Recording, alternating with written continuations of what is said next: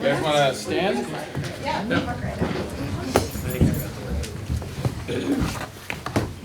I pledge allegiance to the flag of the United States of America and to the republic for which it stands, one nation, under God, indivisible, with liberty and justice for all. Hello, everyone. I'm kind of into the gavel. Where's my gavel? Oh yeah, we're Cheers. No, it's all right. All right, Kathy, it's You'll good. want it by the end It's of the okay. night, for sure. We have that product placement deal now with Diet Coke. Let us begin. Use that gavel app. Are there any emergency modifications of the agenda? there are none. So, I'll move to approve. the agenda? Great. I'm sorry, is that what you were asking? Yeah, it was. I'll second. All in favor? Aye. And before we do minutes, we have to report out the closed session. Oh. So we were reporting out the results of the closed session. Yes, we met in closed session, began at 4:30 today. We had two action items. The first was the public employee discipline dismissal release. Board passed a motion 5-0 unanimous. Jane Weil made the motion and Thane seconded. The second item demanding attention in closed session was a conference regarding legal settlement. That too passed unanimously, 5-0. Shelley made the motion and Thane seconded.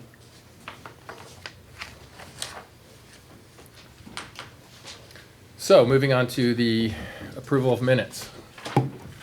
I'd like to just make one small change on page 4, 7.4.4. I would just wanted to add that, Thane abstained because he wanted more information, not because he disagreed with the movement. I just think it's important to have that as sort of a note. Sure, I don't oppose that. Otherwise, With that modification, anyone move? I'll move to approve. I'll second. All those in favor? Aye. And now something that I know we're all very excited about, our student representative report and the introduction of this new aspect of our board. Yeah. Welcome. So last year, I think it was in May, as a board, we decided that we would like to change the way we had student representatives be a part of our meetings. In the past, we would have a student who was part of the leadership at Nordhoff share with us things that were going on campus, and the last couple of years even sharing things that were going on district-wide. But we kind of felt like what we wanted from our student body was a voice, rather than just sharing what was going on. And so this year we have elected student bodies.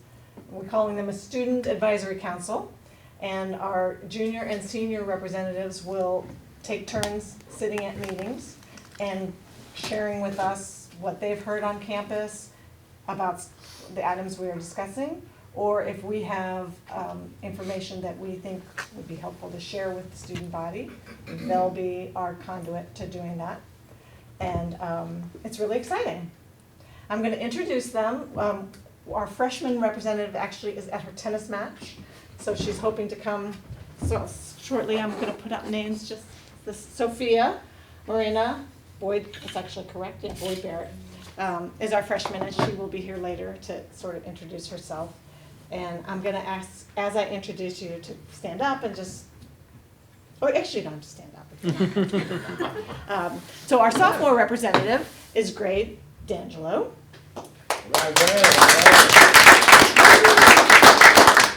Hi, I'm Grady Angelo. I've been living in Ojai since 2010 with my mom and grandparents live here actually. I don't know if you guys know, but my grandpa is Don Scanlon.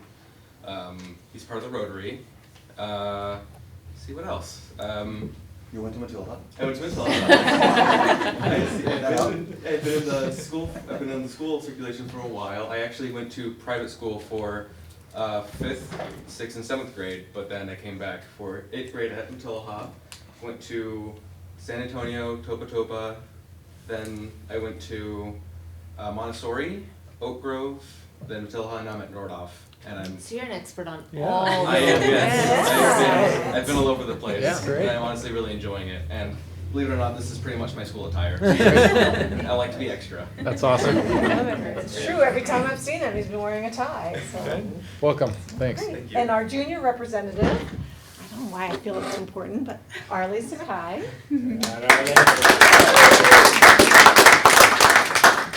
Yeah, I'm Arlie Sakai. I've been going to school here since kindergarten, but I've been enrolled in the OUSD system since 4th grade. And I've only ever had a positive experience, so I'm glad to actually be able to enroll myself in that now. Thank you. Thanks. So where did you start? Did you go to San Antonio in 4th grade? I went to Topa Topa. Topa Topa, And then Topa. and then Matoa. Oh, and our senior is Stella Moore. I am Stella Moore.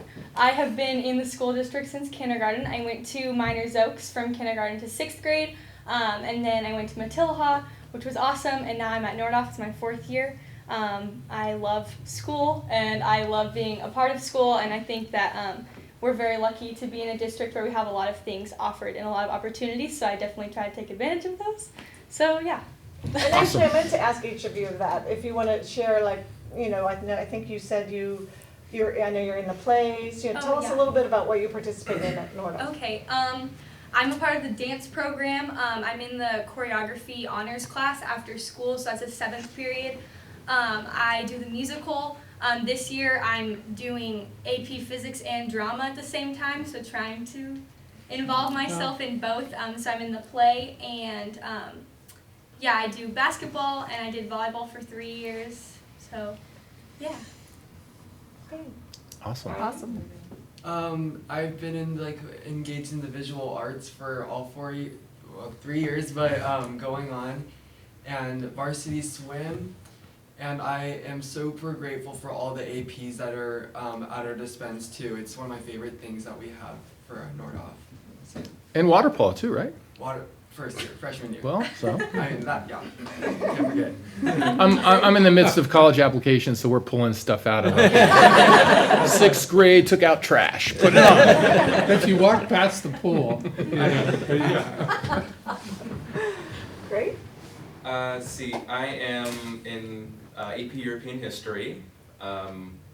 I did golf last year. I'm going to do it this year as well. I'm on another student council. I'm on the student site council as well. I'm also applying to become the treasurer of the Health Science Academy, which is, the election will be held next week, so that'll be exciting. And that's about it. Great. Good. Good luck. Thank you. Some of these people have an election coming up too. So. If you need tips. You wouldn't know it if you read the Ojai Valley News, however. So, Jane, Do we well, want to? Yeah. So I think that they're going to stay. They're all going to stay, and discuss the first item on our agenda under presentations, so that they get a sense of how it works. And this is new for all of us. It's new for us. It's new for them. So there's no right and wrong.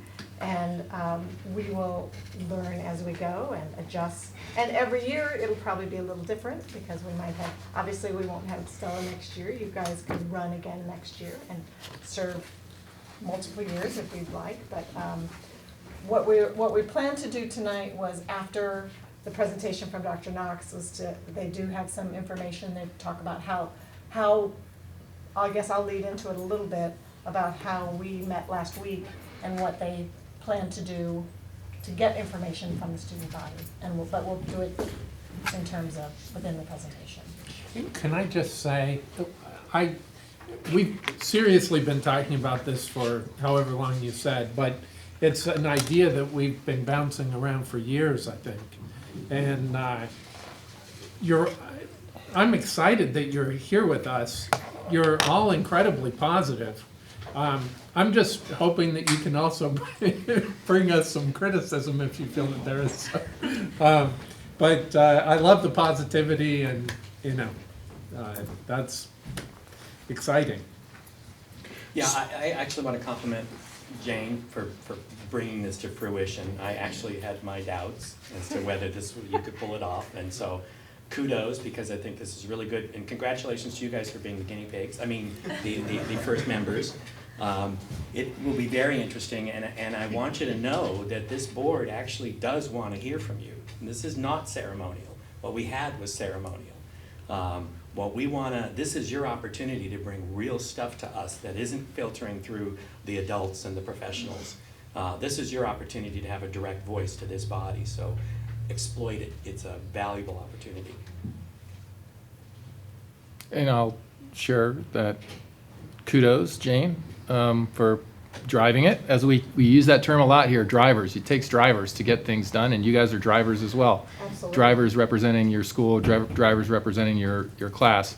The only thing I wanted to add is, I think the structure of this is going to be, my understanding that the junior and senior representatives will rotate actually sitting at the table with us.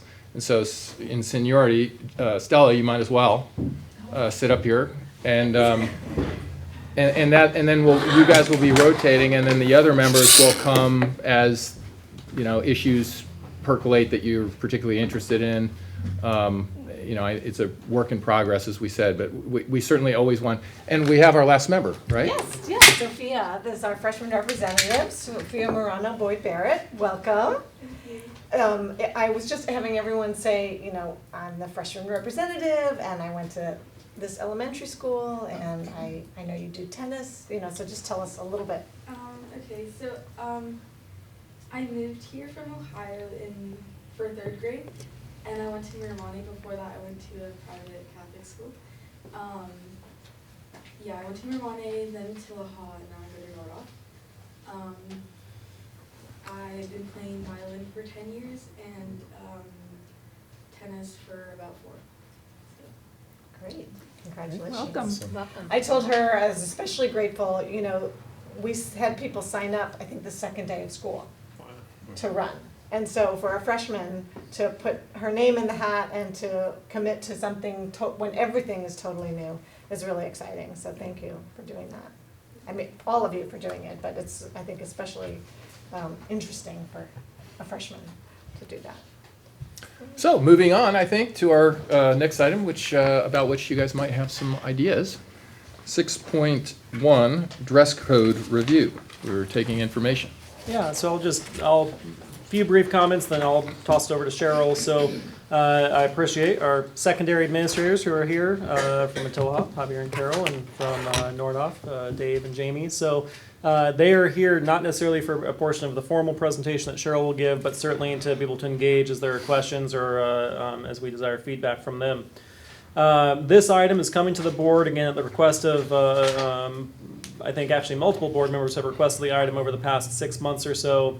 Tonight is not an action item, it's for information based on discussion that will take place here. And again, we're very excited to have our advisory council also be able to provide feedback. We will solicit marching orders from this board as to whether or not you want to continue this topic, and if so, we can talk about a few methods by which we could continue to explore this topic. So with that, I'll have Cheryl introduce the materials that you have received last week. Great. So as you guys know, I spent 5 years as a site administrator at the high school level, as well as 7 years at the elementary level. So I have my own experience as far as dress codes and how they play out. But I did meet with our secondary team that's sitting here today to make sure I wasn't out of touch, right, that nothing had changed much since I worked in that role. And so we together sort of prepared this overview for all of you about the things that happen on our end as administrators with dress codes. So first of all, when we build dress codes, which actually is interesting because when you are a new administrator, you usually inherit a dress code that's already in existence, right? But if you look at dress code language, which is in here, what you'll see is what we do and what the people before us did is they try to balance different priorities. And certainly one of the priorities is individualism with the students and their desire to dress the way they want. But certainly we want to balance that with campus safety and minimizing disruptions, as well as an expectation that school is a semi-professional work environment, right? That we kind of want to prepare our students to understand that there's a difference maybe with what you might wear at the beach on Saturday with what you do when you're in more of a professional setting. So those are the kinds of things we think about. Trends come and go throughout the years, so we did have some conversation about what's been most recently the concerns or the reasons why students have maybe been in trouble for dress code. And the typical things lately are alcohol or tobacco on clothing, wearing hats inside classrooms, or wearing revealing clothing. But we know that those kinds of things change with trends, right? So there was a time, for example, in our county where sports jerseys were banned because it was affiliated with gang behavior, for example, or times when it was very popular in the 90s for boys to wear, saggy pants, and so that was very revealing clothing, and sometimes, lots of times they would get in trouble or have dress code violations. So, we always have to be, while our dress codes are in place, we always have to be aware of the changing trends, and that affects how we, interpret and apply what's in the dress code. So, currently at both Matilah and Nordoff, there are actually very few dress code violations. You can see the statistics here. Last year, only 14 dress code violations resulted in consequences at Matilah, and only 11 at Nordoff. And actually, the students at Nordoff, even though they were spoken to, only one of them actually got a school consequence per se, but they did all have to change out of their outfits into something different, or whatever the clothing item that was violating the dress code, they had to change out of that. So we did talk about, how often we apply the dress code, and really the administrators all unanimously agreed that they really try not to address students unless they really truly feel that it is excessively violating the dress code. And of course, we all care very much about this idea that when you do talk to a student about the item they're wearing, that they might feel shame or they might feel upset by being spoken to about what they're wearing. And so we talked about that, and we all agree we very much care about that, and we try to minimize that by being subtle in the conversations and, being careful about, making sure we help them get new clothing that they can change into, including this year, Carol and some office staff purchased black t-shirts in all sizes so that they would have something that would be less conspicuous if a kid did have to change into an outfit. So, we want to be very cautious that when we're dealing with these situations, we're not causing overdue embarrassment or shame for students.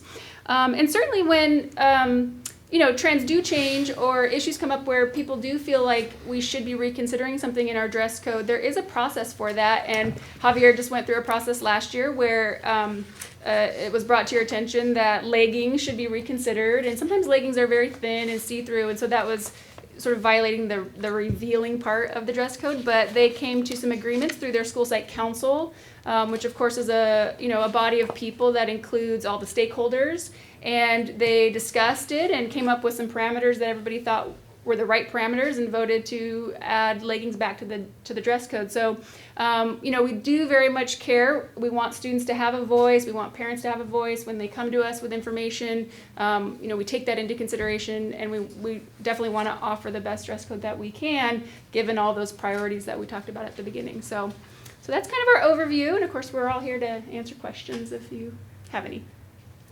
So just one last thing, just to review the materials in front of you. Again, we have a 10-page packet for this agenda item.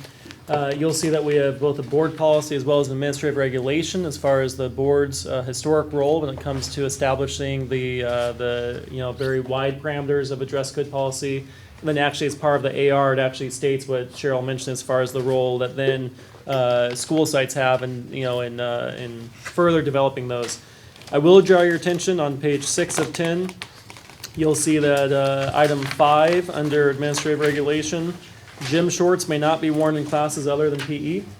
This is a 14-year-old policy. I'm not sure we're actually enforcing that one. I think that we probably allow gym shorts just about anywhere. I wondered about that. Yeah. What exactly gym shorts, what qualifies as gym Right. shorts? So again, the reason I point that out is to say that certainly I think it's timely that we are looking at both the board's board policy and AR, as well as potentially contained conversation at the site level. There's no question that the board, this is an area in which the board's involvement is appropriate, as well as that we do have models for being able to have site levels be able to individualize the policy based on, again, the unique needs of that site as identified through the site council process.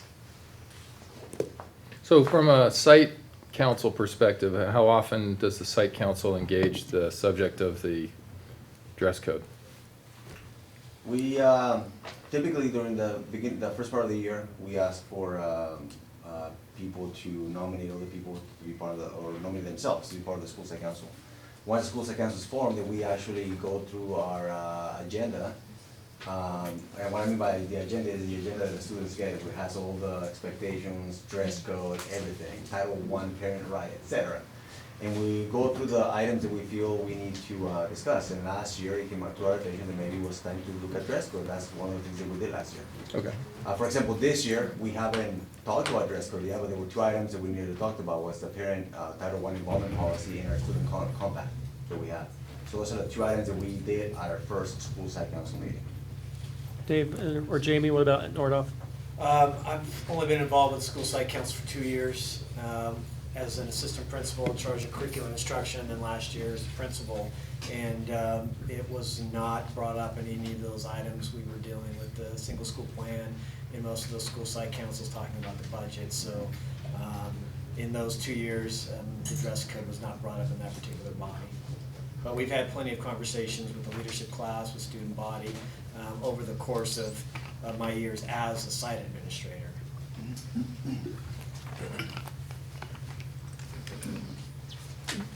Have you looked at, I don't know if you guys have read through this or not, because I think that gym shorts aren't the only thing that are not being, that are on here that aren't being addressed, like flip-flops at Nordhoff.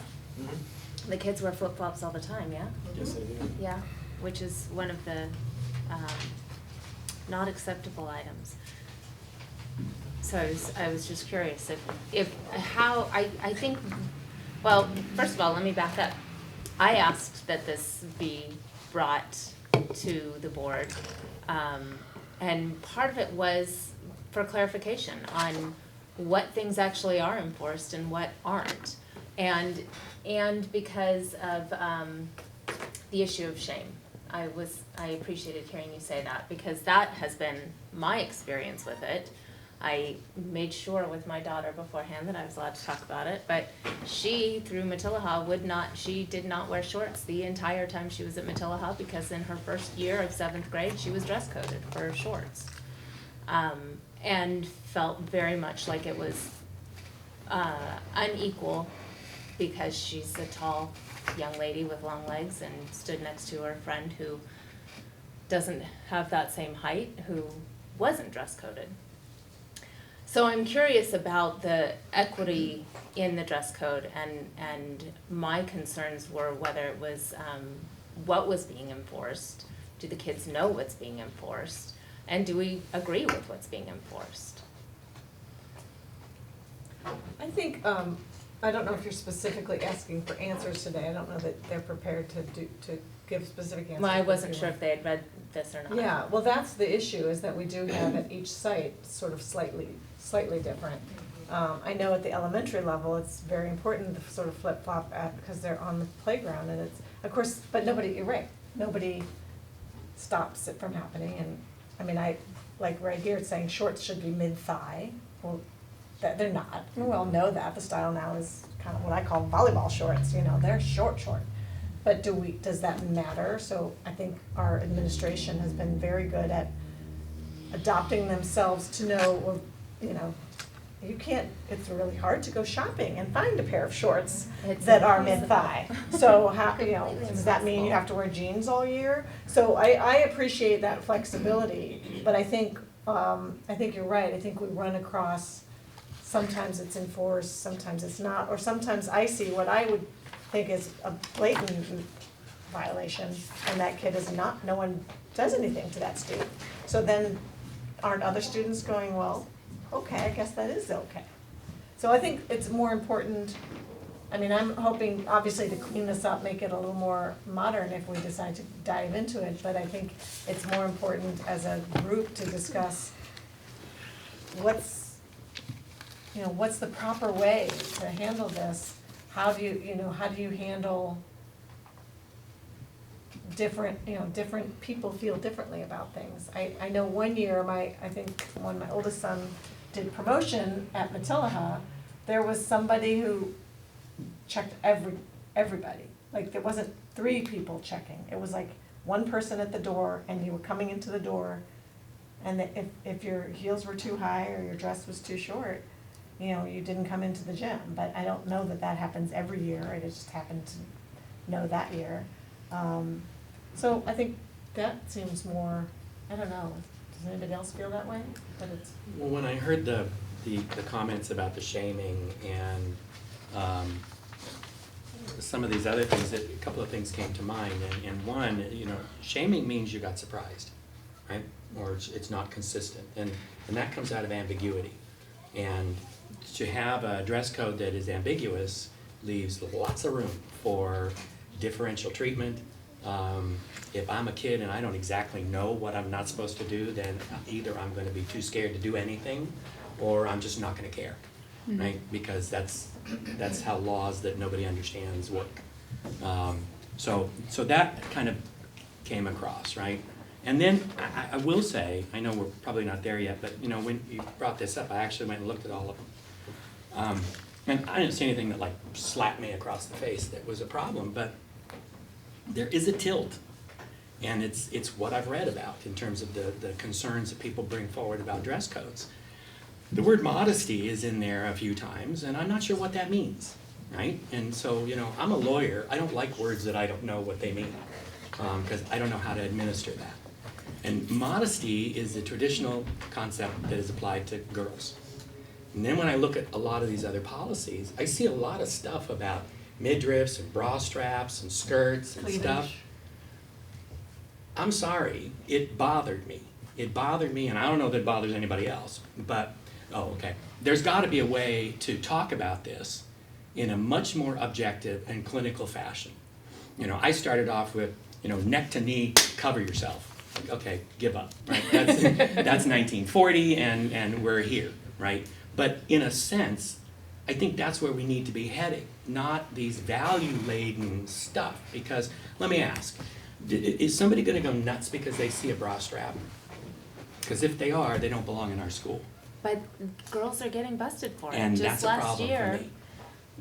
There are things that make sense, and then there are things that are value judgments. This whole Me Too, this whole Supreme Court stuff about, you know, it's a female responsibility.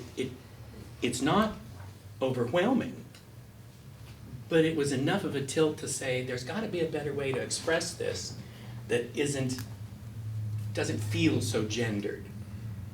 well, it's interesting because obviously the numbers don't show it as gendered, right? The numbers say, you know, 5 girls and 6 boys, so it's not being administered in a gender-specific way. Presumably, yeah. well, and that's just 1 year though. Right, but it also is, so these are people that, like, if there's actually something written, like it's not, you know, like so when you're saying girls were, last year, girls were whatever, written up because of bra straps, or someone just mentioned, you know, tomorrow you shouldn't be wearing that? My understanding from the family was that she had to change clothes. So whether that gets written up or not, I'm not sure.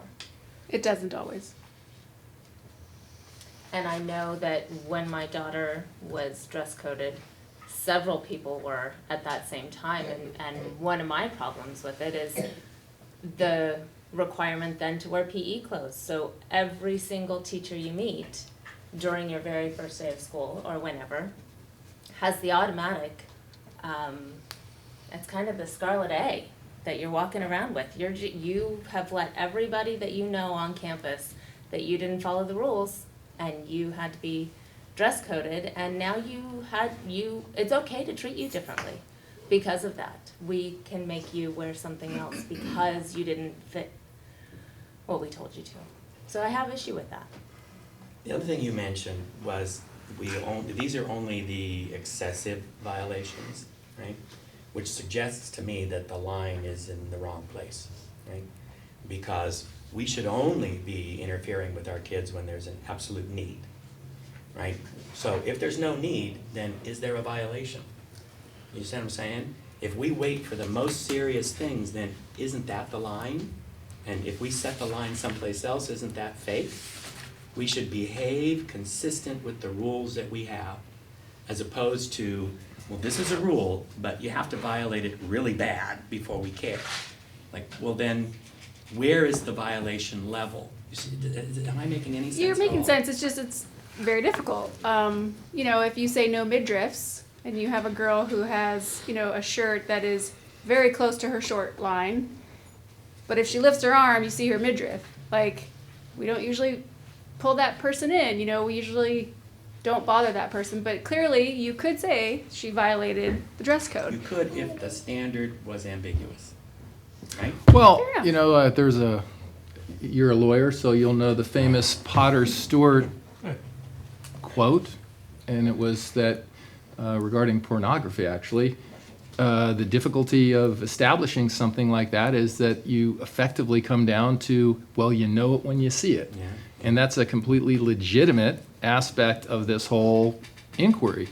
You know, from my perspective, I kind of disagree with what the point you were last making, because from my perspective, I would want the administration to only act on the extreme.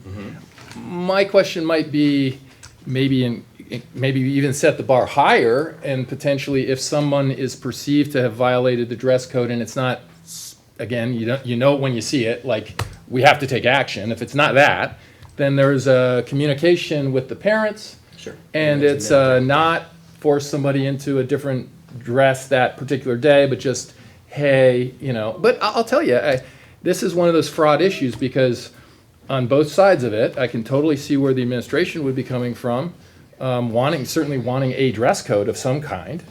And, you know, and then those of us who are not in the position of being administrators of schools, I'm sure that they could, you know, tell us stories that would shock us what people will let their kids wear. And I'm certain of it. So the, you know, and then on the other side, the parent who gets you know, thinks that their kid was okay dressed that day, and then finds out that they're dress coded, could enrage somebody, you know. So I see those both sides. It seems, you know, from my perspective, it seems like we need to update. Obviously, as we said, some of this stuff is not accurate in terms of where we are today, in terms of what can be worn. But you know, I'm all about flexibility, but I'm also about administrators having flexibility, and I would want them actually to exercise discretion in this area. This is precisely where I'd want them to be using their judgment, because you know it when you see it. But the problem with that, yeah, I would like to apologize for what happened. I was not in administration then, and I want you to know that there was somebody else in that role that. no, I happened, am aware of that, and I don't mean to put the blame on No, you and guys. I just wanted you to know for the record that Javier and I were not involved in that. And number one, number two, we had a lot of dress code issues that year because of our from our Right. principal. Right. He had a totally different perspective coming to us on what his battles were gonna be, and that was one that he chose to take on.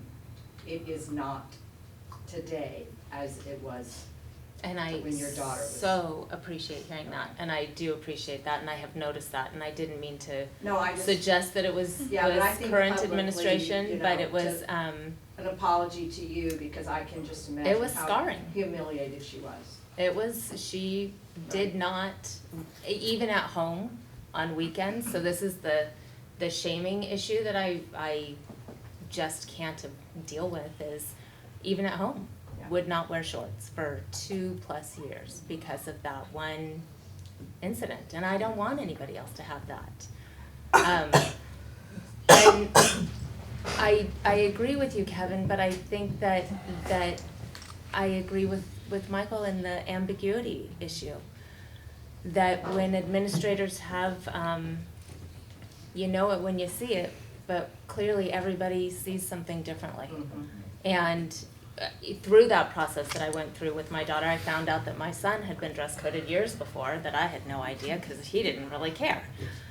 But Well, that's one thing I would like to point out, you know, because What someone if that's feels shame someone- doesn't mean that someone set out to shame them. Right. So especially at that age, it's very difficult in middle school But it to would- not be it's that- embarrassed by the smallest thing.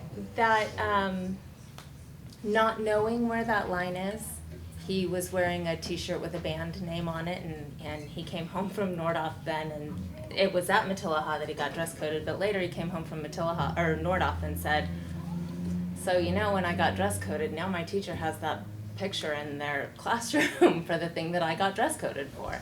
So it's not always really clear, and if we have ambiguous policy, how do administrators stand firm on the decisions they make, and how do kids have a place to talk about that unless we have clear policy? It would now be a good I think it would be a great moment. time to hear from our students. Okay, I'll speak first, but we, three of us got to go during lunch. We we have an Instagram account, which we can let you guys know about another time, but we follow a lot of students and we try to reach out to them. So we posted something and tried to get student attention that we were going to meet in the library to discuss the dress code and see if anybody had any issues or any positive feedback or just any feedback at all about what they thought of the dress code. Unfortunately, nobody showed up to the library, but Welcome to our world. yeah. So we took matters into our own hands, and Just we. so you know though, Stella, my daughter did come home and knew about the meeting. Good. And was talking to her friends about the meeting. Oh, awesome. But couldn't make the meeting. Yeah, we had a lot of people who couldn't make it, but Yeah. it was okay. We decided to just, drive into it and go see groups and talk to them ourselves. So we ran around and talked to a couple sophomores, male and female. We talked to a freshman group of girls, and then we talked to some junior boys, sophomore boys, and then we went to a senior table and talked to a bunch of them. So we tried to get a variety of opinions, but I would say that the overall consensus was that the dress code, a lot of the things that are in the dress code, the students weren't aware of because it isn't enforced. So I would say that I think we all thought that if there's something that's in the dress code that isn't being enforced, it should either be taken out or enforced. We have to make decisions about what is going to actually be enforced, and so that students can be aware. Because not a lot of students, honestly, with the amount of workload that we have, are going to read the dress code and be like, You're not seeking out the dress code, it's just not normally, but I do think that a lot of the students didn't have a problem with the dress code, but they also said that they didn't have a problem with the dress code because nothing was really, they had never seen any enforcement of it. So I would say that if that is what the school district is going for, having that sense of freedom with dressing and everything, that the that the dress code would be modified to fit the standards that are being upheld. So yeah, I don't know if anybody else has anything else that they want to add to that. I would just add, I think maybe one possibility is that the reason why most kids haven't come into contact with is, for the most part, kids are not pushing the limits of dress. Yeah. I think one thing that I would notice is when you're talking about trends, I think that's a really good thing for administrators to notice. I did have some of the girls talk about how they will wear bralettes that are lace or will show their straps, and it's almost a part of the fashion that brings their look together, So I think that if you're saying oh, your bra is showing, but it's more of it's not like a strappy cheetah print bra that's through a see-through shirt, it's like a pretty lace thing that's going around their neck. And it's like a complementary color to their shirt or whatever, there's that sense of fashion that a lot of girls are deciding to wear. So in the dress code it says bralettes should not be shown, but I wear them. I know a lot of my friends and peers do as well, and it's not being enforced. So if that's not being enforced, maybe that could be a modification that's just taken out of the dress code. Same thing with yoga pants. It says no Yeah. yoga pants, but I wear yoga pants. Yeah. So probably worn them to a meeting here, I don't know.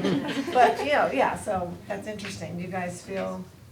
This one issue that I see, in my personal opinion, is that a lot of people wear beer brand shirts. Like people will be walking around school and they'll have an 805 shirt on or a Firestone Walker shirt, and my personal opinion, I don't think that's acceptable. It's not according to the policy.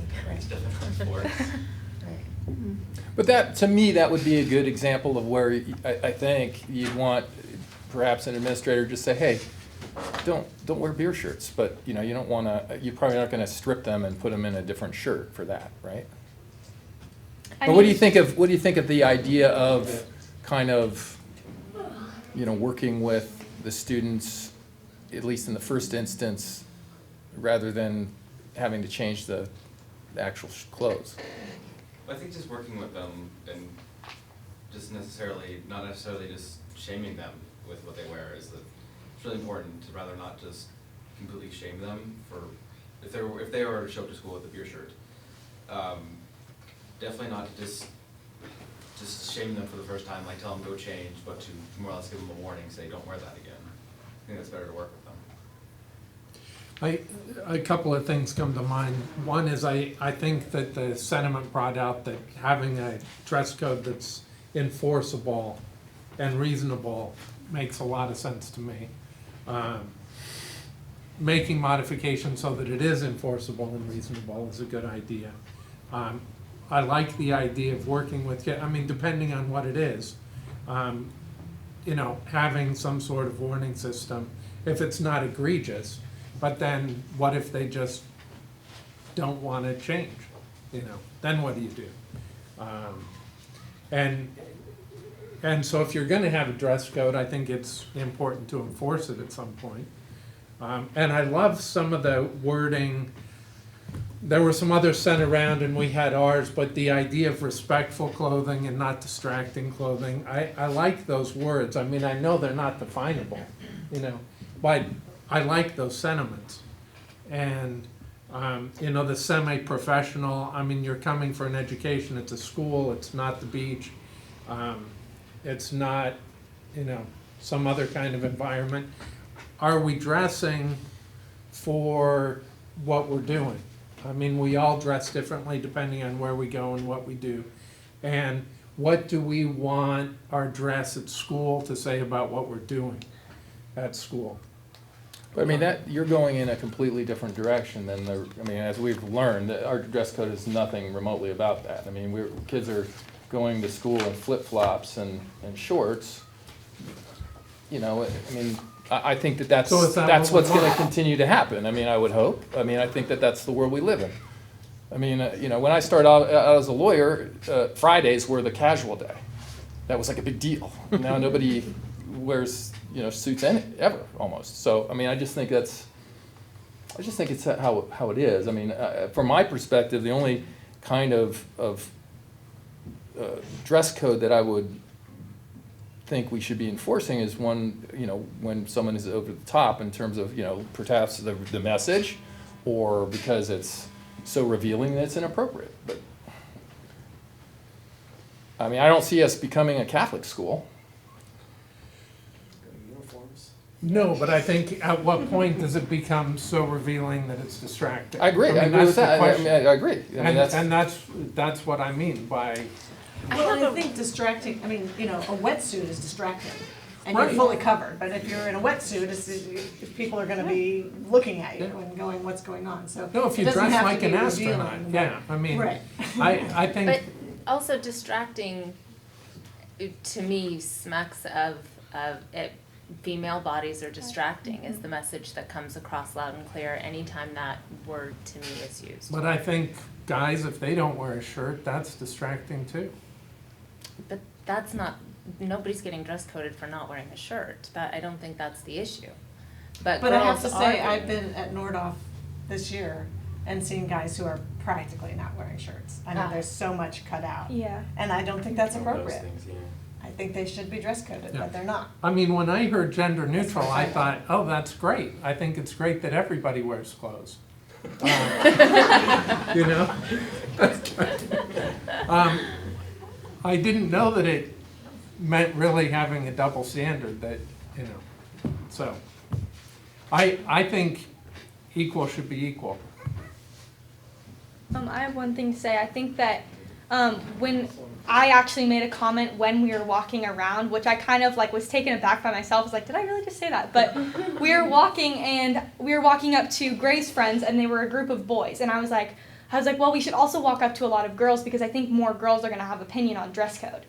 And that was it was a little bit sad to think about, but I think it's very true that on average, I would say that girls feel a lot more shamed about how they dress because our bodies are more objectified and more, seen as distracting, or that we're not being respectful to our environment. So I don't know, that was just an interesting thing that popped into my head, that I think that word of, like you were saying, the word of distracting clothing or revealing tends to make me think of females, which can definitely be hard for the female population at a school to feel like they're the ones that have the most trouble and that are being sought out when dress code is being enforced. But obviously it is hard I know that male style tends to be a little bit more coverage, but there is a point that some guys choose to show their bodies a lot. So I mean, I think it is important to kind of find a balance to not be so to one side or the other, not just enforcing female gender or just enforcing male gender, but definitely making something that applies to both rather than pointing out women and saying, you can't wear this because of, like, maybe rather than saying, like, bra straps can't be shown, saying undergarments of any kind. That way you take care of, like, boys sagging and whatnot, you know, being revealed being revealed excessively, stuff like that. Just word choice and choosing what you're deciding to point out can also take a little bit of that shame away from just one gender. Sophia? Yeah. Well, I definitely agree with you, Shelley, and I agree with Stella about like different like body types and like different like usage of words. In my first experience with the dress code was in 7th grade before the legging rule was changed. A teacher made a girl go change into gym shorts because she was wearing leggings, but at the same time, 6 other girls in the class, including myself, were wearing leggings at the same time. So it was, I know the girl, she definitely felt like victimized, and we were, like everyone else in the classroom was like, oh, why did she get sent to go change? And then last year, two girls went on a long rant because they were wearing the same shirt, but one had a slightly larger bust than the other, and that one got dress coded while the other one didn't, but they were both wearing the same exact shirt. And so they just didn't find it fair. Those are good examples. The other thing in this discussion that comes to mind is we had received letters over the summer from a summer school class, and one of the comments in the letters was about intimidating MAGA hats. And I don't know where that falls in dress code and how to address that. I feel like that's such a sticky issue. I've seen hats at Nordhoff with the Confederate flag. Where does that stand? That kind of intimidating clothing choices. The young lady who talked about it said they weren't allowed to wear bandanas because it's gang. Right. But for some groups of people, those items are very intimidating and distracting. It's difficult. Well, and I know I was at Matilaha, and one of the new 7th grade parents said, I hear you're not allowed to wear shirts with flags on them. And yeah, Ms. Paquette was like, no, the student who was dress coded, it had a flag, but it had a gun across the flag, right? So people make assumptions, and that's what you're talking about. It's really, maybe we need to trim it down, make it gender appropriate, neutral, make it useful, and make it better known. Yeah.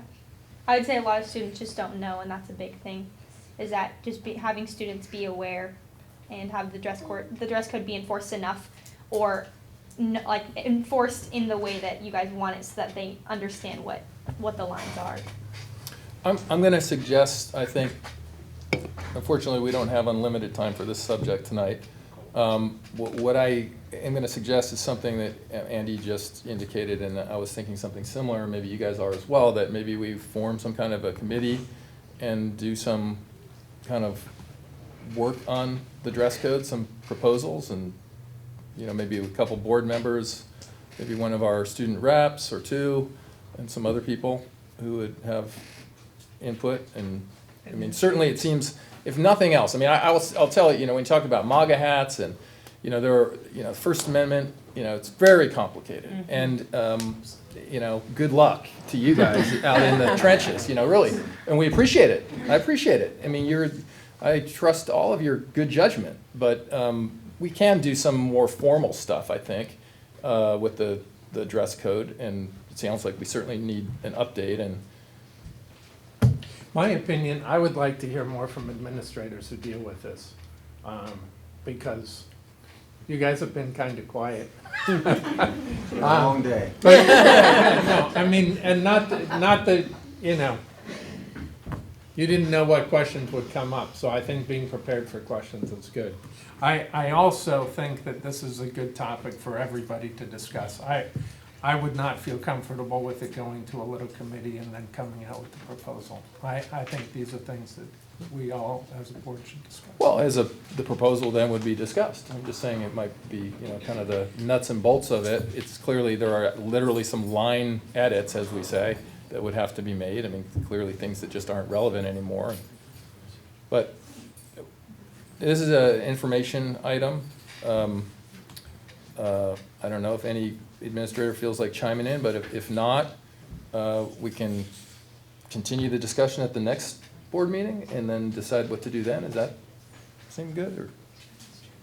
Or if Andy could put out some feelers to, the elementary and, maybe the site councils, see it, Well, I that's don't the- mind the idea of a committee, but I do feel that it's very limited. I mean, the late start committee, it was amazing the number of people who knew nothing about it. And I've come out since then and said, oh, I wish I had known about that. Right, so, I just, but again, it's one of those, for the volunteers in the room, right? It's like, if you'd like to run the Fall Fiesta, I would be happy to let you, you'll get people who complain about it, but who aren't willing to do the work of it.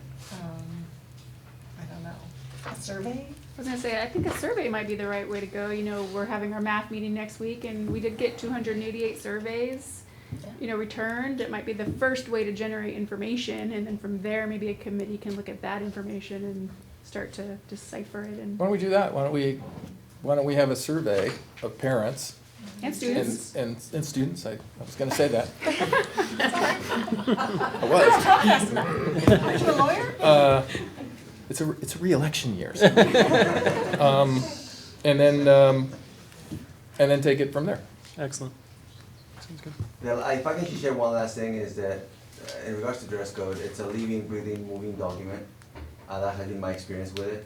If we see an issue with a particular item, we'll recognize that issue, we'll acknowledge it, we'll bring it up to, in my particular experience, to the school site council, and have them shine in some input, and if it needs to be modified, we'll modify it. A perfect example was the leggings.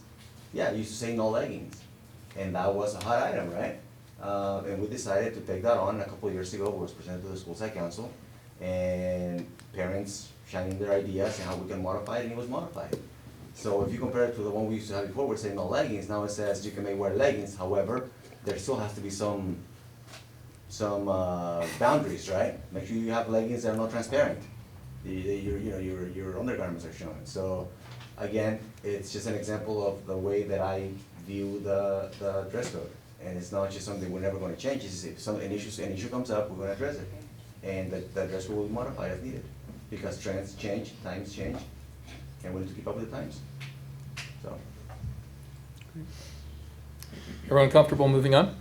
Yes, so this is where I wanted to let you guys know that normally there are people who come to our meetings who then leave after we discuss the topic that they were here to discuss. So I would offer to the three of you, if you have homework and you want to get going, you can go, and don't be embarrassed by it at all. But I would ask that you would stay at least until we get through the presentations, unless you and Arlie have worked out that you have something big and he'd rather stay. Unless he wants to stay, but. You're gonna stay for now? Okay, Sophia. You had tennis prep. How did you guys do? Thank you very for much, Dave and coming. Jamie. Thank you. Thank you. Thank you for coming. Thank you. You're great. So we're at 6.2, Elementary Literacy Program Presentation. And Cheryl's in the back right now getting the PowerPoint set up. I do just want to say, I'm sure you guys saw walking in, but you certainly would not have heard. I am very proud of all the kids who have been sitting here now for 15 to 30 minutes and appreciate how respectful you guys were during that last presentation. So thank you very much. Yes, we have lots of guests to help with today. I know that Catherine is going to introduce our students in a few minutes, but I would just like to say Alex Mejia Holdsworth is here to help. She'll be coming up and speaking to this a little bit. June Sears and Catherine White are here with our students who they'll introduce at that portion. There's going to be some commentary, so I just wanted to point out, of course, we have other teachers in the audience, Kim Eck and Angie Janassi, and so if during the presentation you have questions about early literacy and the things we do, I think we're all here and available to answer questions that you have. So the topic of early literacy has come up, of course, as potentially a priority area for us. It is currently already a priority area and always has been. We did outline it as an action item in our LCAP, as a very important action item in our LCAP. And so I wanted to start with understanding the pyramid, the response to intervention pyramids. I think it's important as we talk about the different things we do to help students with literacy skills. So response to intervention is a multi-tier approach to the early identification of support with students who have learning needs. So the tier 1, which is the big base at the bottom, that is the work we do for all kids all the time in the core program. And then when we see students not making the gains that we need them to make, so in this case, reading skills, we take groups of students and we put them in what we call tier 2, which are different programs and different things that we can do to offer them more intensive support. And then when that's not working, potentially tier 3. And so there's a lot of different things that happen in tier 1 and tier 2 and tier 3. And so we're going to give you kind of lots of examples of the types of things we do. So in tier 1, first we start with really good Common Core aligned instructional materials, which we adopted Journeys from Hoot and Mifflin Harcourt. I think we're in our 3rd year of implementation now, and the program is going well. I just did a little snapshot of units because you can see in those snapshots every single unit works on different skills. So you see thinking skills, you see phonics skills, reading and writing. So the idea there is that as you're covering these units, kids should get the breadth of everything that they need for their phonics and decoding skills, their fluency and their comprehension, in addition to their writing, through these units. In addition to the curriculum and following the standards, we offer differentiated instruction to students. So the way you might see that in the regular classroom setting is a lot of times teachers like a nice U-shaped table where, when they see a group of students that needs help, they might pull them over and do a little reteaching. A lot of times in kindergarten, 1st and 2nd grade, you'll see groups rotate around a classroom, and that's where a teacher might have done some pre-planning and put like groups together so that when students get to their table, they can offer, accelerated help to students who are advanced or some remedial help to students who need some extra time with their skills. So that's sort of the craft of teaching that happens every day in our core instruction. We might offer universal accommodations, which are things like preferential seating, so maybe if a student gets distracted easily, we might put them in the front of the room or toward the side where they're not around as many peers. We might offer additional time on assignments, or we might chunk assignments. So you might take, if they're working on some sheet, you might cut it in half and just give them the first half so they don't get overwhelmed by all the problems. So that's the kind of stuff that I mean when I say universal accommodations. And we had a program, we've actually brought it to the board. I think it's been, I don't know, maybe my first year here. But we wanted to bring it to you again because it's a really great program called Lexia. We've been using it in our Tier 2 and Tier 3 program for several years now. But this year we have a new initiative where we bought licenses, Lexia licenses, for every TK through second grade student. It's such a good program. So we basically what we did is we brought that program down to our core, right, in our Tier 1, so every kid has access to it. And it's so good, and these kids, I think, are very excited about it. So at this point, I'm going to turn it over to Catherine and June so that they can showcase Lexia for you guys tonight. So, take it away. Okay, Miramonte students, come on up here. I'm going to have you introduce yourselves. Come up here in the front.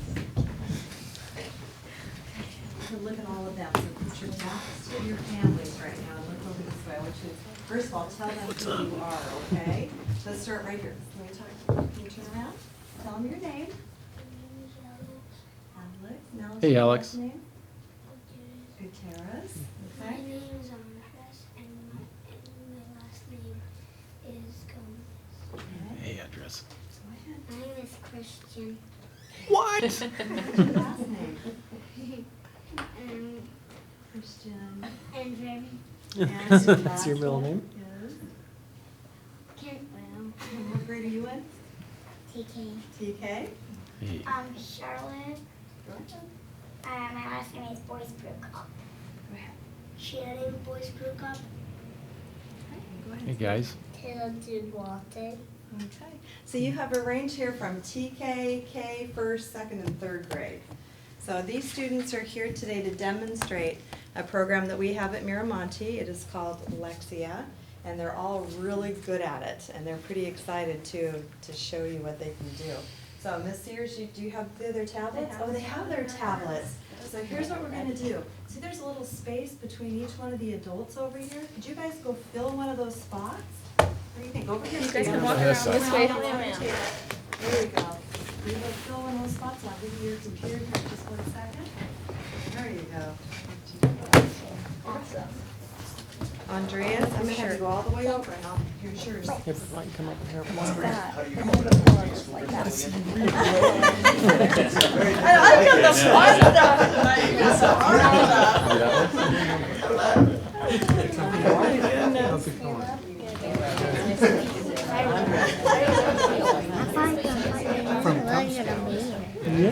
Is that the right side or is it? Yeah, you got the right one. And I'm going to invite Ms. Sears to talk about the amount of time that TK and K students are spending on this program. For our English language learners at our school, they spend probably about 20 to 25 minutes a day on it. But then we also have licenses for all our kids. So every morning after they put all their belongings away and check in with attendance, they're on Lexia for about 20 minutes a day. And that's about what's appropriate for this age group, 20 minutes. Is this something they can do at home as well? I don't have my class do it at home. They can access it, but it's hard for me to monitor. I've had kids do it at home before, but older brothers and sisters were helping them. And so this program moves kids along at their ability level, and if they're getting a lot of support at home, then I don't know whether they can do these skills independently, so I ask them not to do it at home at least. And 20 minutes a day is more than enough time on technology.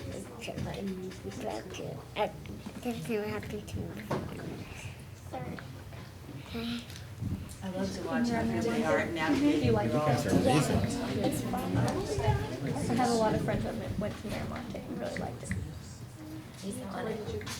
I went to mine, so. Oh. Yeah. Do you know what kind of keyboard that is? They call it QWERTY. Because it says QWERTY. QWERTY.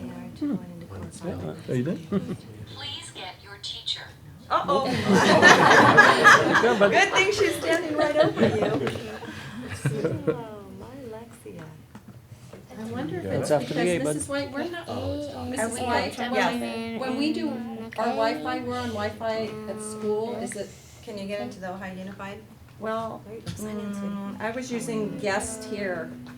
Wait, maybe Was this will it work. telling you what word you're supposed to be? I guessed you'd need you'd need that code though, right? You need that temporary code. There it goes. Nope, they're in. Trust the session. Please get your teacher. Please get your Oh, teacher. whoopsie daisy. Was Christian able to get on? No. No, it doesn't look like it. Oh, David. iPads, huh? Yeah, but see, it's our tablets are, our tablets aren't on. Why didn't you talk for a few more minutes? David said he'd rush right over here if we had any trouble. I say we could use my I can make a hotspot. Is it the Wi-Fi? None of us. And I don't know You the been watching Ohio football lately? Unified passwords. Have you gone to the latest football game? Does anybody know Last week? the Ohio Unified password? Okay, we can try it on. Did you go to the football game last week? All right. Should we go? We'll try it on Chrome. No, we weren't able to go. It's the same thing, Caleb. Be kind of scared about It's that. on a bigger computer. Yeah. It'll let you like, you have to I know. Not scared of what? Oh, this thing? Those are little tablets. Oh, you're scared of it? Oh, because it said go get your teacher? Oh, no, don't worry about that. No, it's just because of the internet. We can get it out. We'll get you. You didn't do anything. It's because we can't get on the internet. Yeah, it just takes a minute to start up. And what do we do to sign in, Mrs. White? Oh, yeah. Well, we can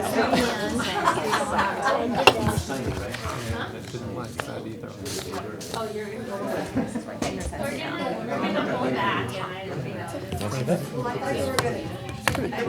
You got your own access card? You know, I've got this thing that lets me into football games. Do Do you remember that, bud? Yeah. You know what he's talking about? What's he talking Remember my about? football ground? Charlotte got on. What was that, Are bud? you in, sweetie? having a problem with the. Remember you drew the picture for him so he could go to the football It's the games? same one you use at school. Do you know which one it is? Yeah. Okay. What? I actually don't know what it is. He was saying, remember when you drew the picture for the football game? We put it on the ribbon. And so Mr. Ruff was able to go on the field. Remember that? So what we call a sideline pass. It was beautiful. Lovely. I know, but just your regular. Because all you have to do is get out to the, You know what? While we're waiting, you should do some dancing. oh, don't get him started. Yeah. Oh yeah. Do you want to show them the dance but that Miss Hall taught you? No, what a way. Oh, okay. I love it. We were at a wedding over the weekend and he had the entire Yeah, you were saying, dance yeah. party dancing. I know, we've not used the Chromebook before. You know what else we've been to do? First time for you. We can bring some of the other kids back and switch back and forth. Kathy, could he come down here for just a minute and then that way we can let them see it? Here's what I'm gonna do. Okay. I'm gonna go into my side. I know. You like that one because you're good at it, or just what it does, I also am good at it. Always has to be something to get good for students. Wouldn't be as much fun. My dad, I'm kind of scared of it. And remember to refresh your phone every now and then. You don't like it when it says that? I don't blame you. Thank you. I was like, oh, thank you, thank you. Yeah, I don't blame you. Behind you, Mrs. The computer talks to you. Oh, here we go. So now, come on over here. We'll work on this one, okay? Christian, you come with me. You hop up there and you can show these. So now type in here. All right. This is the program, huh? Also, what's it asking you to do? I just sign up. Just to find the letter? Oh, pick the word. What you get, if it's like bigger letters. You're in the right spot. It looks different than on your tablet. And then you need to pay. Ring and bell. You gotta be able to hear it, right? Now we move the cursor. We're not using this. Oh, dance. I couldn't hear it. Could you hear it? I couldn't hear it. This one. Nice. Good job. Bump. Nice. All right, Christian, you got it. We're on it, Christian. So Nice. I'll tell you what we're doing at Miramonte School with Lexia right now. We have, because the first and the second grade teachers now have site licenses for them for the whole classroom, so they're getting trained on how to use it. Their kids are actually gonna be doing some training too for them, because our English language learners have been using the program, many of them since kindergarten. So you have two of our students here that have been in the program, they're sort of experts in it. So they'll be helping the teachers along with it. We also use it in an intervention program, so we have a couple third graders here today that are using it right now as intervention. In the program itself, there's a lot of materials that teachers can go in, they can check to see how the progress is of the kids. It flags areas where they need extra support, and they print out those resource materials so they can sit one-on-one or small group instruction and help the kids through areas where they have some gaps in their learning. So they can figure out how long the kids have spent in there. Absolutely, it tracks all of that. It has a fantastic management system, and it'll tell the teacher where their gaps are, where they need extra help. So it's fabulous. And it will tell them whether or not it's taking them a long time to master things, or whether or not it's slow for them. It's an excellent program. And it's really motivating for the kids too, because they have certificates that they earn when they get to different levels, and so the teachers frequently print those out, put them up on the wall, and it's a fun program for them. And they're learning a lot. This is teaching me I have hearing loss. It's also have wonderful little earphones on. It's also good for learning that you have hearing loss. Punt. Yeah. What do you have a punt? What sport? Yeah. Who uses punts? Football, right? Oh, you play soccer? All right. Do you play? No, right? Do you play AYSO? What kind of soccer do you play? You play AYSO soccer? Do you know what that is? It's like a league, soccer league. I wasn't watching, I can't help you, maybe. It doesn't usually say that. Dent, I think it's dent. Let's try again. Time's up. What position do you play at soccer? Yeah. Pretty cool. All right. You gonna try it one more time? What's What the else? next one? Left wing? Nice. Dent. Good.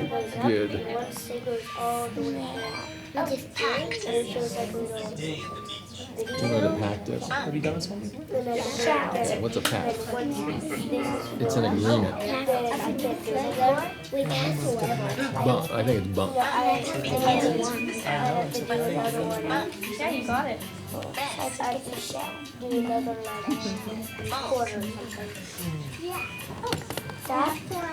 Is it okay that Christian's watching Pirates of the Caribbean?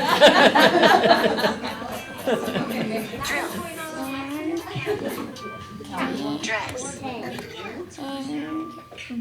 What level are you on? Nice. Good job. Great. Do you play baseball though? These kids all know what level they're on too. No, just soccer. Oh, You it's love a soccer? different schema, so you have to- It's a great sport.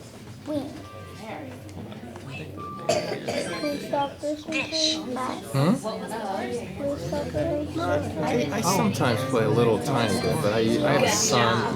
My youngest son is 9. He plays soccer too. My oldest son plays soccer for Nordhoff. He's a senior now. These are the letters. Oh yeah, nice. Do you have brothers?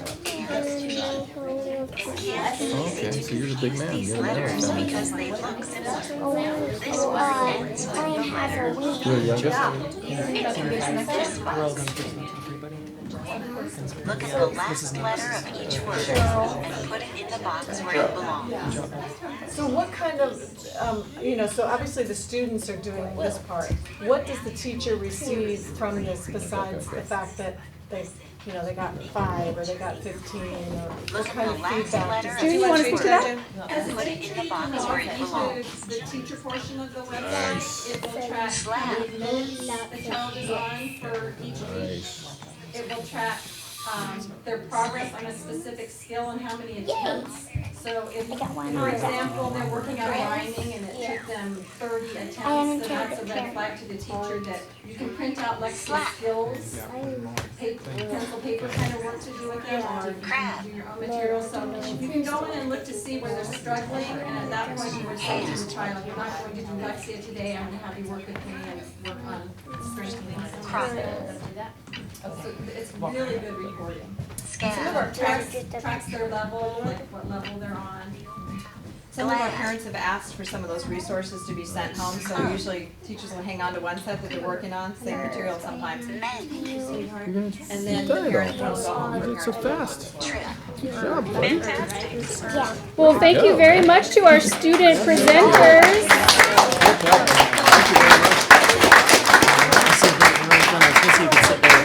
Way to go. Oh, you got it. End of the word. Then choose the box where. So some of the things that Catherine was saying previously is that, you know, the program is very thorough. When we talk about buying these licenses for kids or giving kids access to these computerized programs, you can see that they are very much research-based. They are very thorough. They go through the entire skill sets for phonics and decoding, and teachers get really nice information from the teacher end of things to then turn around and offer some more support to the students. So what June was saying is when a student is hitting a wall, sort of, you're seeing that they're not passing a certain level after, let's say, 20 tries or something, then you can print informational sheets on that skill and then work with them one-on-one or in a small group to reteach. Sorry, quick Oh, hug. it's very important. We would not want to miss a hug. Sorry. And thank you again to all of our students and families. Thank you.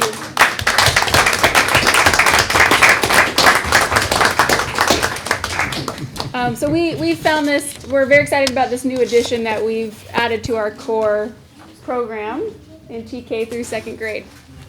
Any other questions about Lexia? Thanks for coming, everyone. Thank you very much. guys. Thank you. We like Lexia, by the way. Awesome. Movements, and they like doing it, as you see, it's kind of hard to pull away from. Yeah. Great. We like it, thank you. Thank you. Thank you. Well, I guess that was my next question, or maybe we'll get to as we go through this, but, you know, how successful do we see it being? Because I could see where issues would arise and, you know, if you Yeah. become. So I can speak to that just really quickly. You know, each student accesses their curriculum through different means, right? So again, you kind of hope that through the general instruction, through the units, through the curriculum we have, that kids would access the curriculum and learn the material, right? But not everybody learns in the same way. So then, you know, you put them on the computer and that's a different learning style. That's a different modality. And so you hope that that catches some of the kids who didn't learn in the more traditional setting of the classroom, lecture, and instruction, that computer, which is highly motivating for some kids, that might be the thing that catches their interest and they learn in that modality. And then you have to then gauge, okay, who didn't learn whatever skills in either one of those and offer something else. And as we go through the slides, you'll see all the different things that we offer kids as we try all these different strategies with them. So in Hey, the Cheryl, just a quick question. Yeah. I sort of take for granted that doing this thing on, you know, with interacting with a screen translates directly into the thing that the screen is doing with you. For example, you know, if it's identifying a D or a B or a P, is that in fact how it is, or do you find that some kids completely get it on screen and then suddenly you translate it to the real world and they somehow aren't quite? I think for many it translates, but maybe we could have our teachers. There's a good correlation, and the opposite effect too. I have a child who's a second language learner, very limited English. We started her on Lexia, and it was immediately evident that it was too much of a struggle, and so we just took her off and we started doing more one-on-one alphabet work and work with her. And now we put her back on, and she's ready for it. She just passed level 1. Great. So Yeah. it's pretty direct correlation to how they're working on it, as long as they're doing their own work. And again, it goes back to, that's why I don't let them do it at home. Well, that's my question, on something like this, you don't get the opportunity, so, you know, we've all been in classrooms when our kids were going through and, you know, you would find a student who is struggling, it turns out, that, you know, the reason they're struggling with fractions is because they don't know their multiples. It has nothing to do with fractions. Mhm. So, you know, a student, like this young lady was looking at words, so it might be, oh, you know, they're not getting the long vowel when you add another vowel. How do you know It won't that? let them go on to the next higher level or next skill level until they pass it. And so, for example, at TK in kindergarten, it's letter recognition, and so at first it'll give them a string of letters, and she'll come on and she'll say, find the B. If they keep missing that, then it limits it to just 2 letters, find the B, and it'll be a B and a T, or, so it keeps track of where the kids are and where they're having difficulty, and then it kind of scaffolds it for them to make them be a little bit more successful. And there are flags, red flags in the management system too, that tell the teacher there's a problem and they need to go back and check. So that's helpful as well. So while they're on it, in the left-hand bottom corner, there's a little red icon. If the icon comes on red, as you're walking around, you know, oops, and so I'll have kids taking headphones off, and I'll go through it a little bit with them to see, you know, what the issue is. And then in terms of the choices, I know you guys probably don't wanna go this far, but let's say, you know, there's 5 games, and, you know, you could see they've done this game 8 times, this game once, this game, you know, they tend to go. In the circles, it only lights up as it goes around if they pass that skill. And then when they pass all, let's say it's a rhyming circle and they pass all the skills, they have to do all the circles before they can go on to the next level. So you can't go on unless you master all the skills. Okay, so moving on, just a couple more things that we do in our core program, starting in 2nd grade or earlier if a student is a reader. We do have a reading program where students read. They take a diagnostic test. It tells them their reading range, and then they choose books in that range and then take comprehension tests through the computer system and earn points. So we give kids awards when they make their point goals, but the research behind that is when a student is reading, so like if a student is reading a book that's too hard for them, that's really difficult and is not encouraged for independent reading. It's a good thing for a parent to read a book to a child or for them to have support when it's above their level. A student who reads below their level, that's great for fun reading, and we obviously encourage it, but that zone of their actual range is where you want them reading to make gains in reading. And so that's the idea behind the Accelerated Reader program. And then we offer additional adult support, especially this year. We have instructional aids in TK and K for sure, and then in different schools, different school sites have used their Title I funding differently, so some of them have additional aid support in classrooms. And then the last thing we do in the core program, which Alex is going to speak to here, is we do universal screening. So we have a few different tests that we use across our district, and we're having lots of discussions about all these different tools we use. In the back of your packet, you'll see just samples of different materials that we use to record data about the child's skills. And I think that's important for you to see because we really actually do track every skill, and we do know where the children are having holes and gaps. But these are very intensive, so I'm going to turn it over to Alex and talk to you guys a little bit about what it means to do these universal screening, use these universal screening tools. Well, I'm going to start first with explaining some of the acronyms and vocabulary that's up there.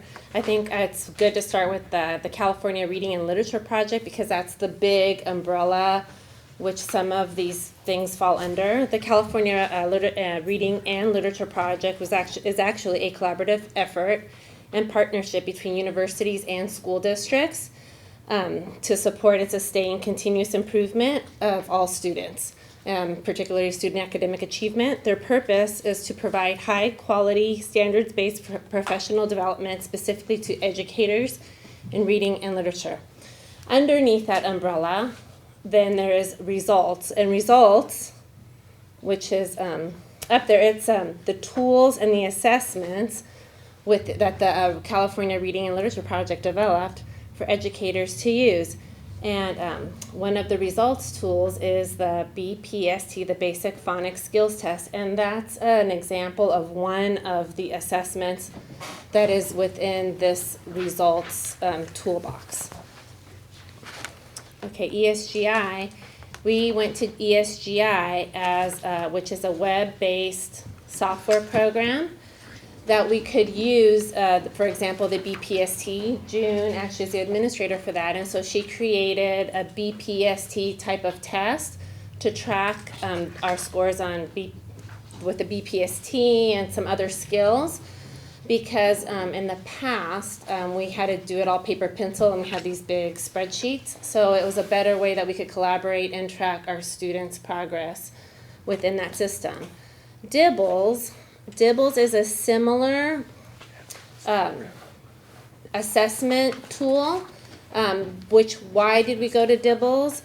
If we had results, the reason is because we're always seeking the best practices, which are efficient and beneficial to all stakeholders. And what Dibbles has that results didn't have is they have certain pieces that we find very valuable, one being the fluency and comprehension component, and it also has, which results does not have, it has a web-based component that we can use. And as I mentioned before, the results did not have that, which is why we had the ESGI.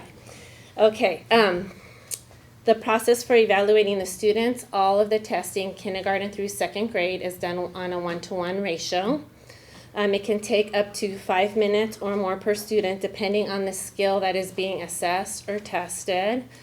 To do this, teachers need obviously support, especially in the younger grades like kindergarten, because they cannot move away from the class to then administer this assessment. So the support would look like having extra staff support, or they have to have release time, or parent volunteers who are trained to help out with the testing. I know, for example, kindergarten at Topa, that is one reason that they do a lot of their assessments before school starts, because it's very difficult, especially with the little guys, to get a class started and then have to be able to have time to assess each child 1-to-1.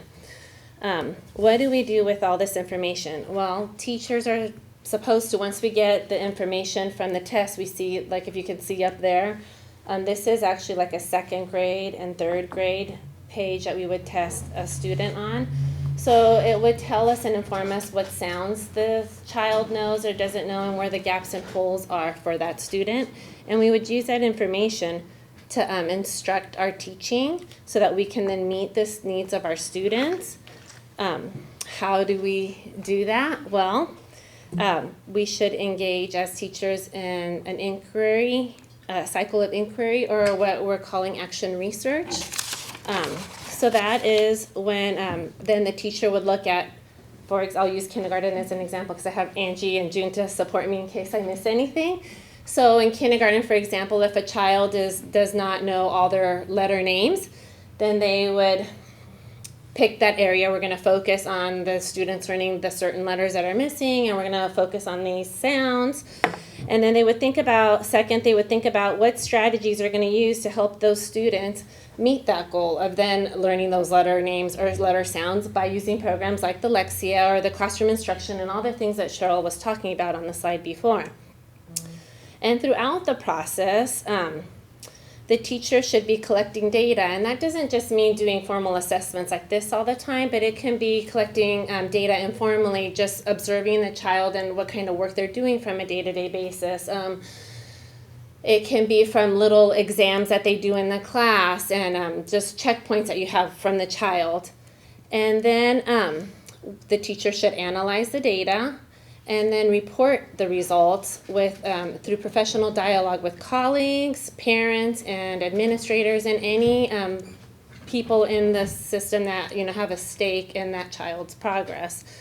And then finally, you would take action, determining what are the appropriate interventions and to get that child or help that child to meet that need using the model like Cheryl. I'm going back to Cheryl's first slide on the intervention. So like when you were asking Jane about on the Lexia program. So if a teacher notices, like June said before, that they're not getting it on there, then that would probably not be the appropriate thing to do at that time, and you'd want to go to do something else. So that basically sums up how we use our screening tools. I don't know if you have any questions on all the information. I gave you guys a lot of information quickly. Is there like a protocol in terms of how often you use the screening tool, or like a schedule of this? Yes. How does that work? Yes. So this type of assessment is not meant to be given all the time.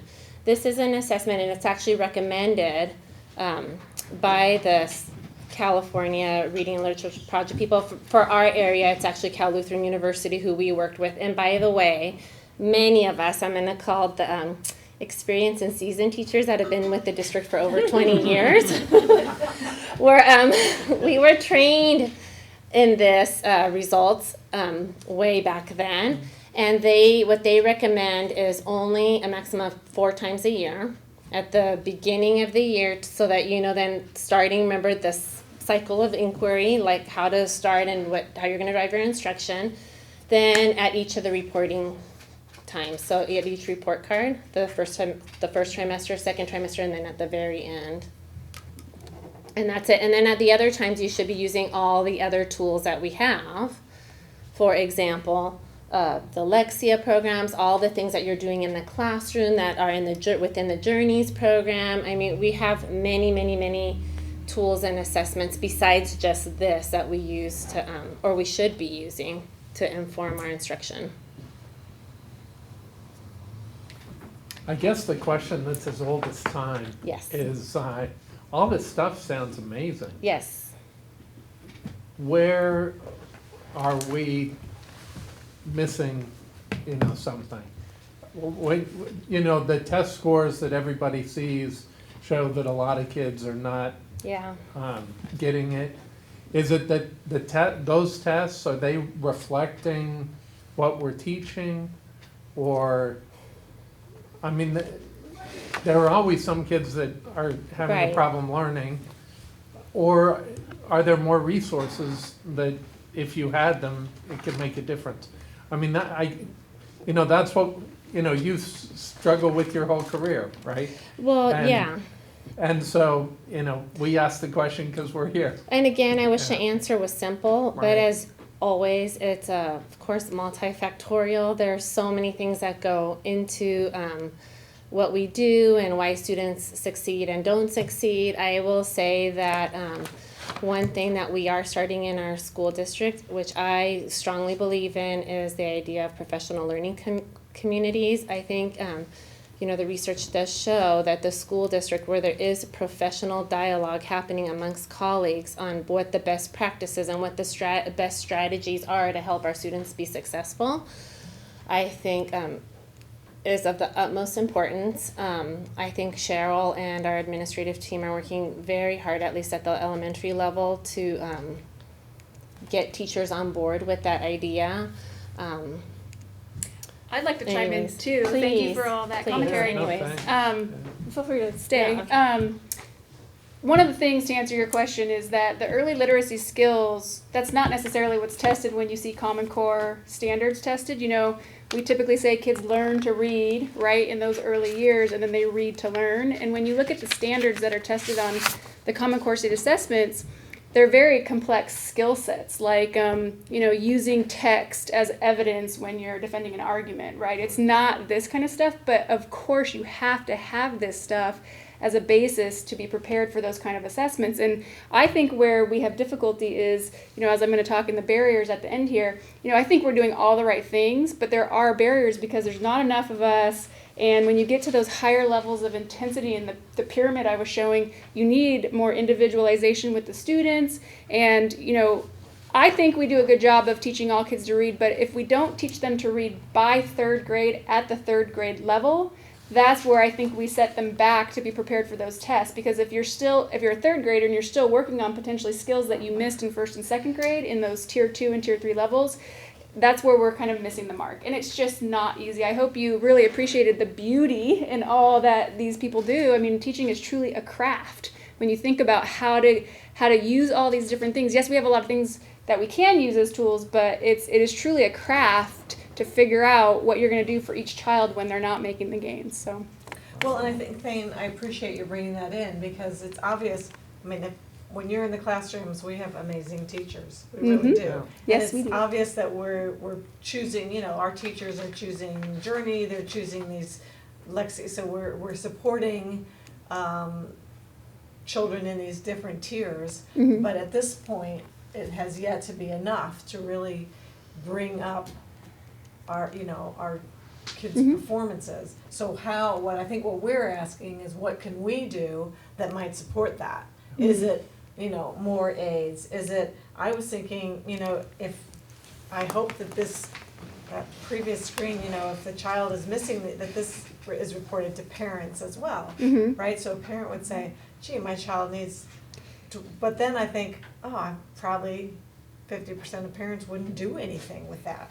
If you look at the ESGI report in the back of the materials, there's actually a sample parent report where you can very specifically see as a parent the skills your child mastered and the skills they didn't. And so yes, we definitely hope that we can use parents as a resource to go back and reteach skills. But that's maybe, that's something we help with is parents support so that parents learn what, right? Teacher doesn't have time to teach the parent what they need them to do at home. But maybe that somehow our community can. And I'm not asking as a criticism. I mean, all I see is awesome stuff. I'm asking as what can we do more?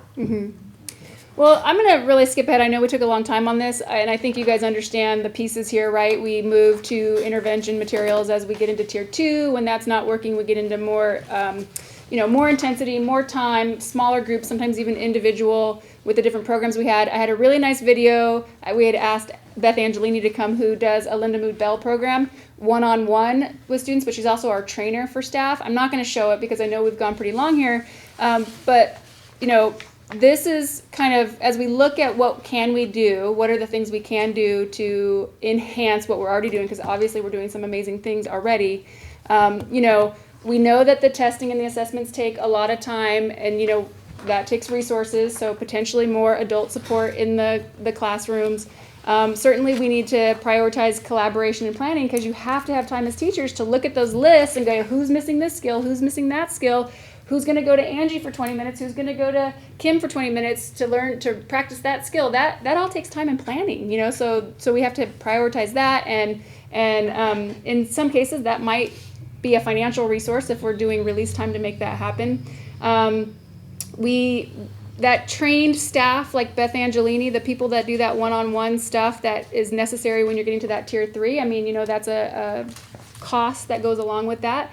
Potentially we could look at having more highly trained individuals that work at those highest tier levels. Certainly bringing in volunteers I think is a great idea, and bringing the parents on board maybe through educational meetings, which I think Angie has been an initiative for Angie, to show them how to use some of these tools, right, with their kids, because if you're not an educator, it's not actually that easy to just sit down. Yes, you could do letter names and letter sounds, but some of the other skills, it's not that intuitive how to actually teach them to blend, and even rhyme can be difficult to teach kids. So, some of us might get it more intuitively as parents, but even educated parents might not really understand how to do that well. So we'll have to talk about how to do that better, educate our parents to help their students. And then, of course, we do know that there's a big barrier when we have students who don't necessarily have access to, rich language and text at home. We're trying to play catch up because they're not entering our program with the same skill sets as their peers. So, is there any, speaking of entering our system with skill sets, is there any conversation with some of the preschools in town that we're on the same page? And I don't think it's preschools that are missing the mark necessarily. I think it's the kids that aren't able to access preschool. Would you guys? We have some really nice, high-quality preschools in Ojai. We're fortunate. Yeah. And a lot of the people that work there have children in our system, so that's really helpful to all of us as well. Yeah. So it's more about reaching the kids probably that aren't in preschool or don't get enough, don't get as many years. Well, so so beyond preschool in our valley, we also have the Nan Tolbert Center, which is very early. Would it benefit us to have conversations with them? Because those are often kids who potentially may not be in preschool as a possible. I think also, we've talked about this a few times in the past, but just a reminder, this is our last year of the OVNFL as it exists today, the Ojai Valley Neighborhood for Learning in First Five. One of the wonderful things that's taking place in California right now is the fact that there are fewer people smoking and using tobacco products. As a result, though, the entire funding source for our First Five programs is significantly declining. So what that looks like next year, we are anticipating a full elimination of all preschool scholarships that OVNFL was providing throughout the valley. That's $66,000 in scholarships that's been given. In addition to that, one of the things that they've been really successful in is PACT classes, parent and child together classes at the library and elsewhere. Those are looking at a reduction as well. So perhaps that is an area that we need to really be talking about outside of our K-12 focus, but as we know that there is going to become a gap in this community for early childhood ed, that we really try to focus attention in this community on that need. I was gonna be snot as horrible. We don't have any kids. Don't we have declining enrollment? That's all. I was just being so silly. Sorry. When you have those moments, Ms. Janassi, please face the camera. Sorry.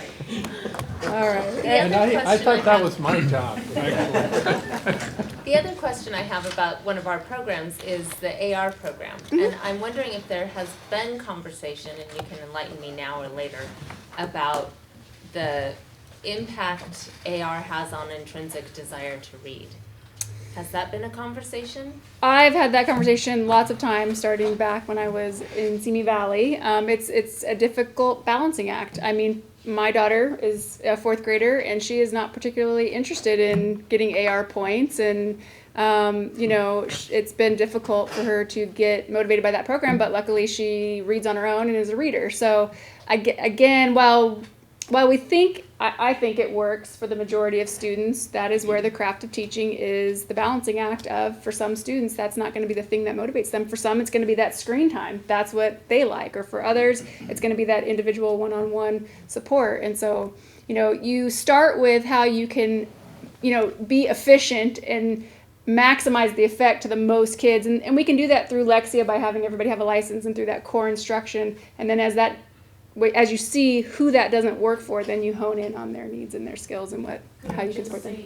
Recently, conversations at San Antonio, where I am, the upper grade teachers are talking about adjusting the goals for an accelerated reader, because there are some kids that might never reach these certain benchmarks that there are.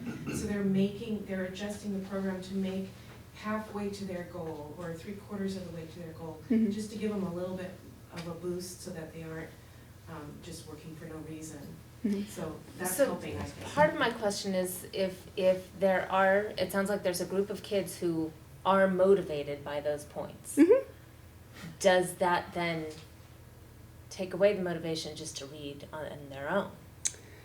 No, I mean, I've read research on it. The research doesn't suggest that happens. There's some research that suggests, though, that when you just talk to kids, when you set up environments where reading is just an expectation and you encourage them, for example, when I had this discussion out in Simi Valley, what we ended up doing in addition to AR, which we had, was creating a reading room, which was just meant to be just inspire reading. Like, you just go in there and there's bean bags. And so the debate is really, not all kids are motivated by extrinsic programs, so you need to set up opportunities for kids to just love reading and enjoy reading. So that's how I see the debate. And the question is, do we do the other half, right? Do we set up environments where kids just enjoy reading and we just encourage them to read, which is very different than a points program and read in your target range and that kind of a model.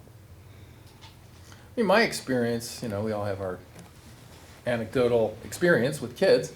My youngest, John, I'm for whatever reason more aware of it, because because he's very sports oriented, so he's super competitive about the AR, Right. So he'll be like, if I read Huckleberry Finn, is that on the list?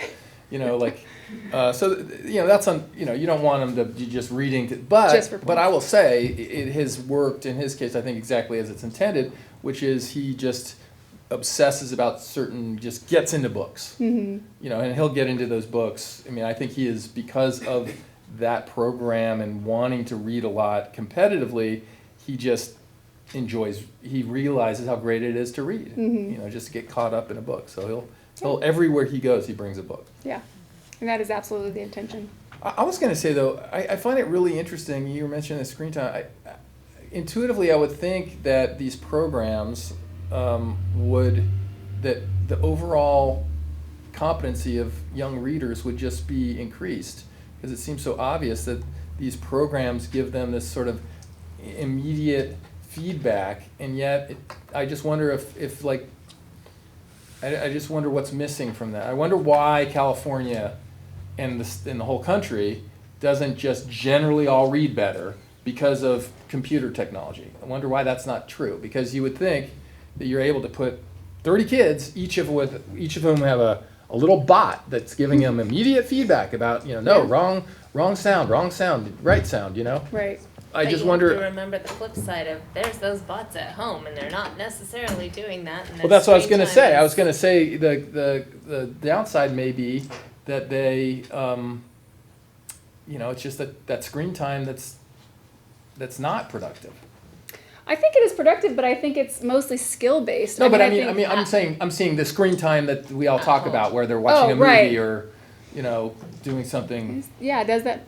They have more opportunities to read, right? Because they're seeing stuff in front of them all the time. Yeah. Is that what you're saying? No, what I'm saying is that while this computer technology gives maybe some advantage for kind of tailored individual reading help that we couldn't do unless, 40 years ago we had 30 people, each of them is in front of a person. Right. The downside is that they're wasting a lot of time not reading, just watching stuff and At home in their downtime. playing games. They have I don't know. lots of access to But stuff. I am surprised that we're not doing better as a society in reading. Fair enough. Yeah. I don't have much commentary on that. I mean, Yeah. I don't think the technology like Lexia is changing the culture that we're in right now, which is that people aren't reading at home. I just don't think they're reading at home much. I think kids are on playing video games and doing things other than reading. Perhaps Because more other so than things ever are a before. lot more entertaining. Yeah. Where books used to be a lot more entertaining Yeah. than anything else. Right. The competition is tough for entertainment, It right? is. Reading is not entertainment anymore.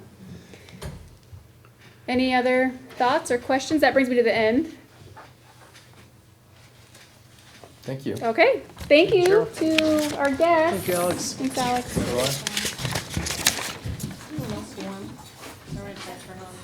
I'm always warm. So, Thank you, Alex. I think we have the transition now. That's right. So I'm gonna just it's gonna continue to be we're allowing right. Cheryl to have a seat, but it's still her show. So she and Item Javier. 6.3. Let me get there.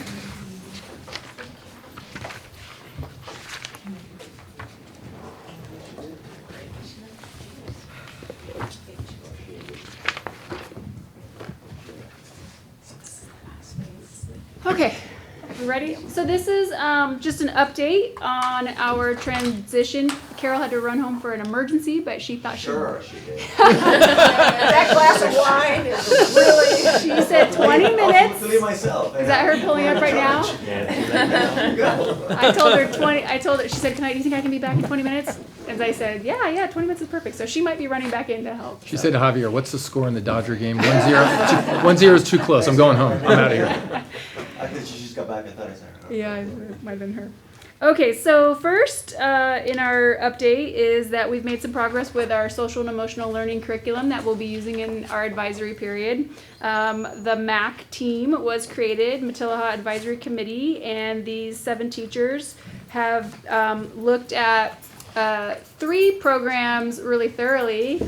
That was quick. You did well with 20 minutes. Welcome back. No, literally just started. And so they've narrowed it down to one program that they really like called Second Step that they will be piloting starting in January. And from there, we'll learn more from them whether or not they think it's the one or whether or not we need to keep looking. We've also started our elementary teacher recruitment. So you have the letter attached that we sent to all elementary teachers. So our next phase after sending this out with the teachers that are currently interested, the next step is to have individual discussions with them to discuss the vision and kind of determine mutual agreement and talk a little bit about how it might meld. As we know, it's all going to matter, which kind of credentials they have and how we might use the different credentials to. And how many are we looking for? 5? We're looking for 5 to commit to the transition currently. Yeah. And then we also have had a series of meetings. So, as you know, several of the sites. Sorry, can I interrupt you just Yeah. on that one thing? are all teachers gonna be doing that second step, or just the 7 on the? The 7 are gonna be the pilot team. Although every teacher, go Although ahead. we've opened up the opportunity now that we know we're gonna pilot that second step program, we said if anybody's interested in jumping on the wagon, they're more than welcome. And so what will that look like? Because you don't have an advisory Yeah, period, so that's not one of all the kids are reasons, gonna that's get one of the it. reasons why we had to wait until January, because there's just a lot going on with other pilots and social studies in English. Otherwise, we would be piloting it right now. So what class though will They're those gonna kids? decide on that, they're gonna say it's gonna be 5th period, for example, and they're all gonna pilot it in the 5th period. And so those kids who are in pilot classes will be missing whatever. Well, yeah, they're things gonna that have to they're- modify, Okay. And then that's still something that we need to work on, but, at least we have a program that we're excited about, and, the opportunity is there for everybody to do I it. kind of want to pilot it too. Can you make sure one of my kids are in that class? We would love to show it to you. And by the I way, would like to Pretty see good, it. it's It's- pretty good, it's really good. you can go online and look at it and do sample modules and There's things, some so, demos on there. yeah, so feel Okay. free to We're look, excited yeah, about it. and give us. I did information. talk to one of your teachers who was really excited about it, so Good. the bug spread. We're generating a lot of excitement. Our MAC team is very excited about what they're looking at, so. Okay, so any more questions on, I guess I should just maybe go one by one. Any more questions on the social and emotional learning curriculum piece? Okay. So like I said, we're in the next phase where we'll be having individual meetings with the teachers that we're recruiting for Matilaha. And then, did anybody have any questions on that piece? Okay.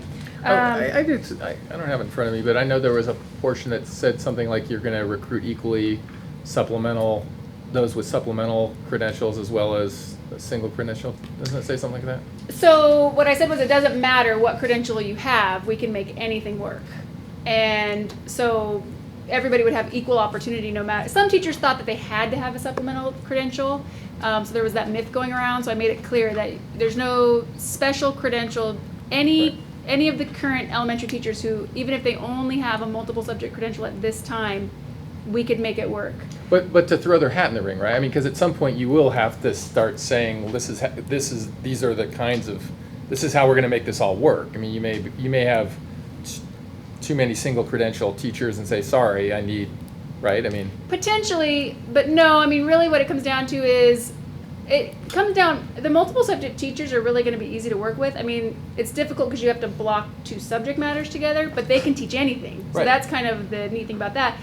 What it's going to come down to a little bit more is what they all want to do, right? Because if I have 5 teachers that are all wanting to do English and history, then that would be hard to piece that together, right? Right. So there's not going to be anything about the credentialing, I don't think, that makes it difficult, because the multiple subject credential in and of itself, which they all have, makes it relatively easy because we can put them in any subject matter.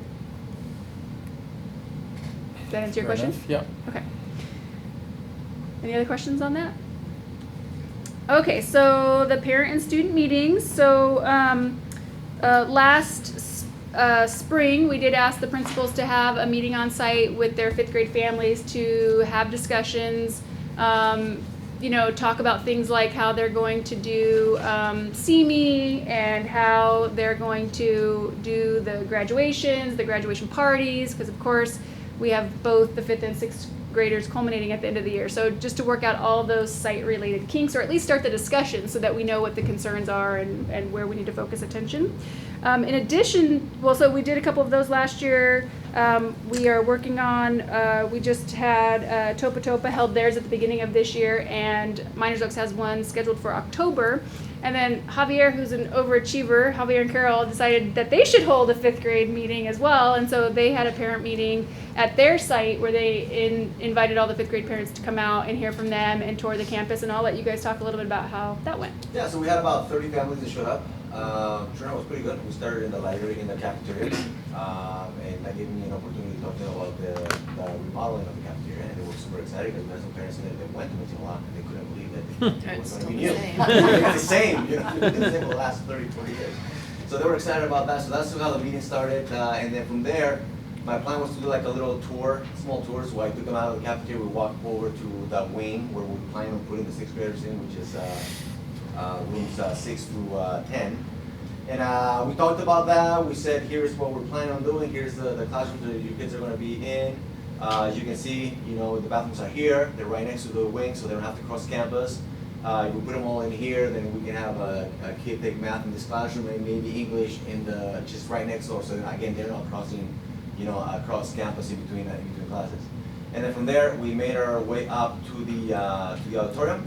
And then when they all sat down, and Cheryl was there too, thanks for showing up.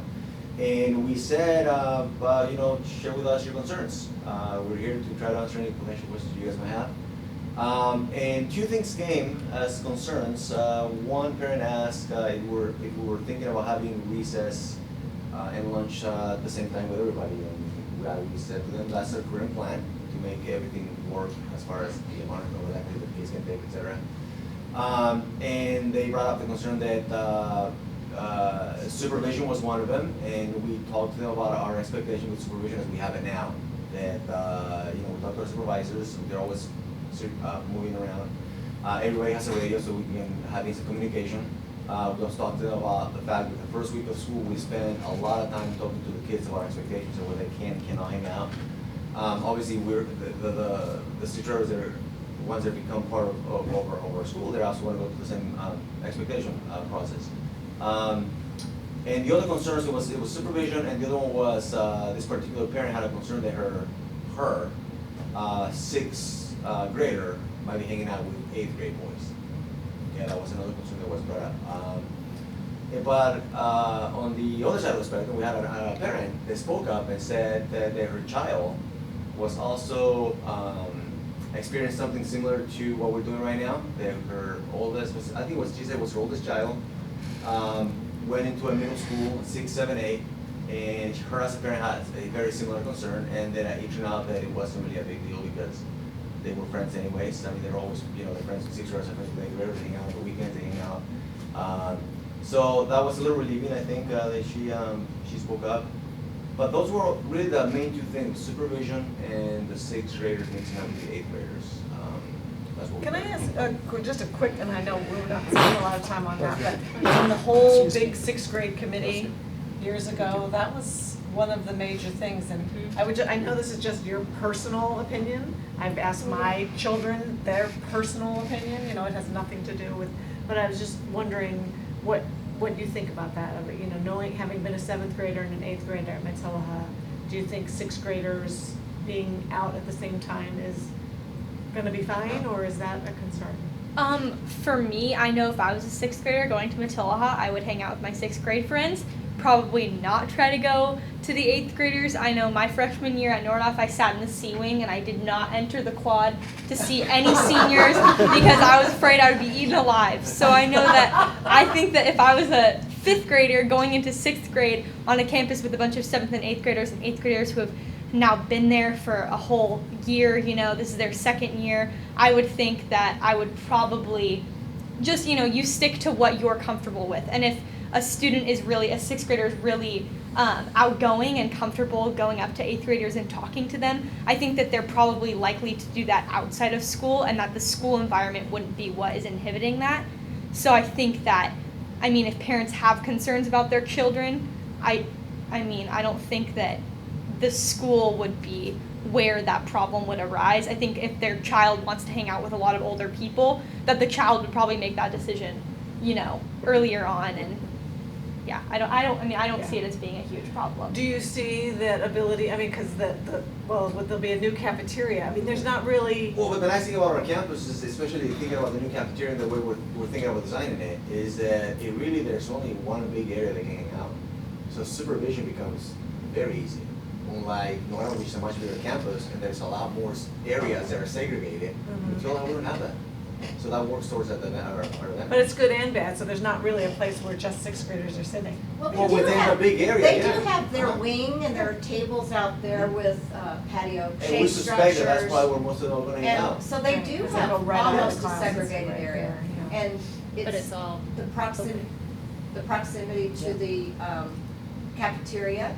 They actually don't have to cross campus to go to the restroom, to go to the office, to go to the science labs, to go to the auditorium.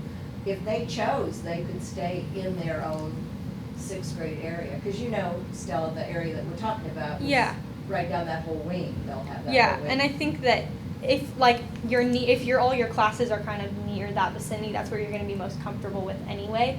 So it's likely that groups will find their own place to sit. And I know in 7th and 8th grade, I sat in like the same spot, you know, every year, or maybe every couple months we decided like we were sitting on the ground and then it started to rain, so we decided to like choose a table. But I think that, you know, you normally stick to what you're comfortable with, and I think 6th graders being in that just one strip they'll be more likely to be together and near there.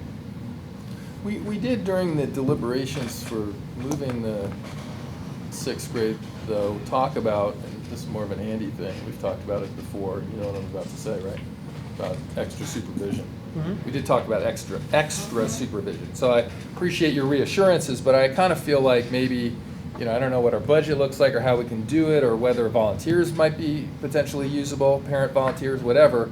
But I think it would be personally a good idea to be able to reassure people like, hey, we're going to be, you know, there's the old expression, belt and suspenders. Yeah. You know, we think we already have enough people, but we're going to even have more, just because That's one of the we comments want to that make sure. About parent, I said we're definitely looking into having more supervision during recess. Yeah. Absolutely. Yeah, and then after that, then we concluded with a survey that I shared with the families. I don't know if it's a good idea right now, share with the Sure, board. yeah. So I did a quick survey of our 5th graders. I actually ended up, I forgot to share with you guys, I visited all of 5th grade classes before I had my parent meeting. So I went through all the elementaries, met with the 5th graders. I made a quick 2.5-minute video of Matilda, a day of Matilda, and I showed it to them in the classrooms. And it was so interesting, I was sharing with Carol that, you know, the video starts with the main office, and he goes to the library, the offices, he walks down, and the minute I go into the labs, the science lab, every kid was like, oh my gosh, there's a science lab. And they got super excited. Fire! There were 2 things that they just got overwhelmingly excited about. Science lab, and when I showed them the locker rooms, the PE locker rooms. Oh my gosh, we got to have our own PE locker room. That was like the thing, you know. That's But you were going to say the gym. It's great that, it's great you did that. Those That's 2 good. things, science and locker rooms, that's what made their eyes go twice as big. So I did a quick survey at the end that I left with them, and the teachers had to do it, and they sent it over to me. And it was just open-ended, no multiple choice. It was 3 questions that I asked every 5th grader. And then I got all the results, we got the results, and we try to quantify, and these are the results, okay? So don't spoil the surprise, do not flip the page. This is the front page. Sorry. Here you go. Something, read the directions before starting. Here you go. Oh, I know, we had enough. Here you go. Did the first group of 5th graders? So the go to first question that I asked him is, how do you feel about Matilda? It was open-ended, they answer it.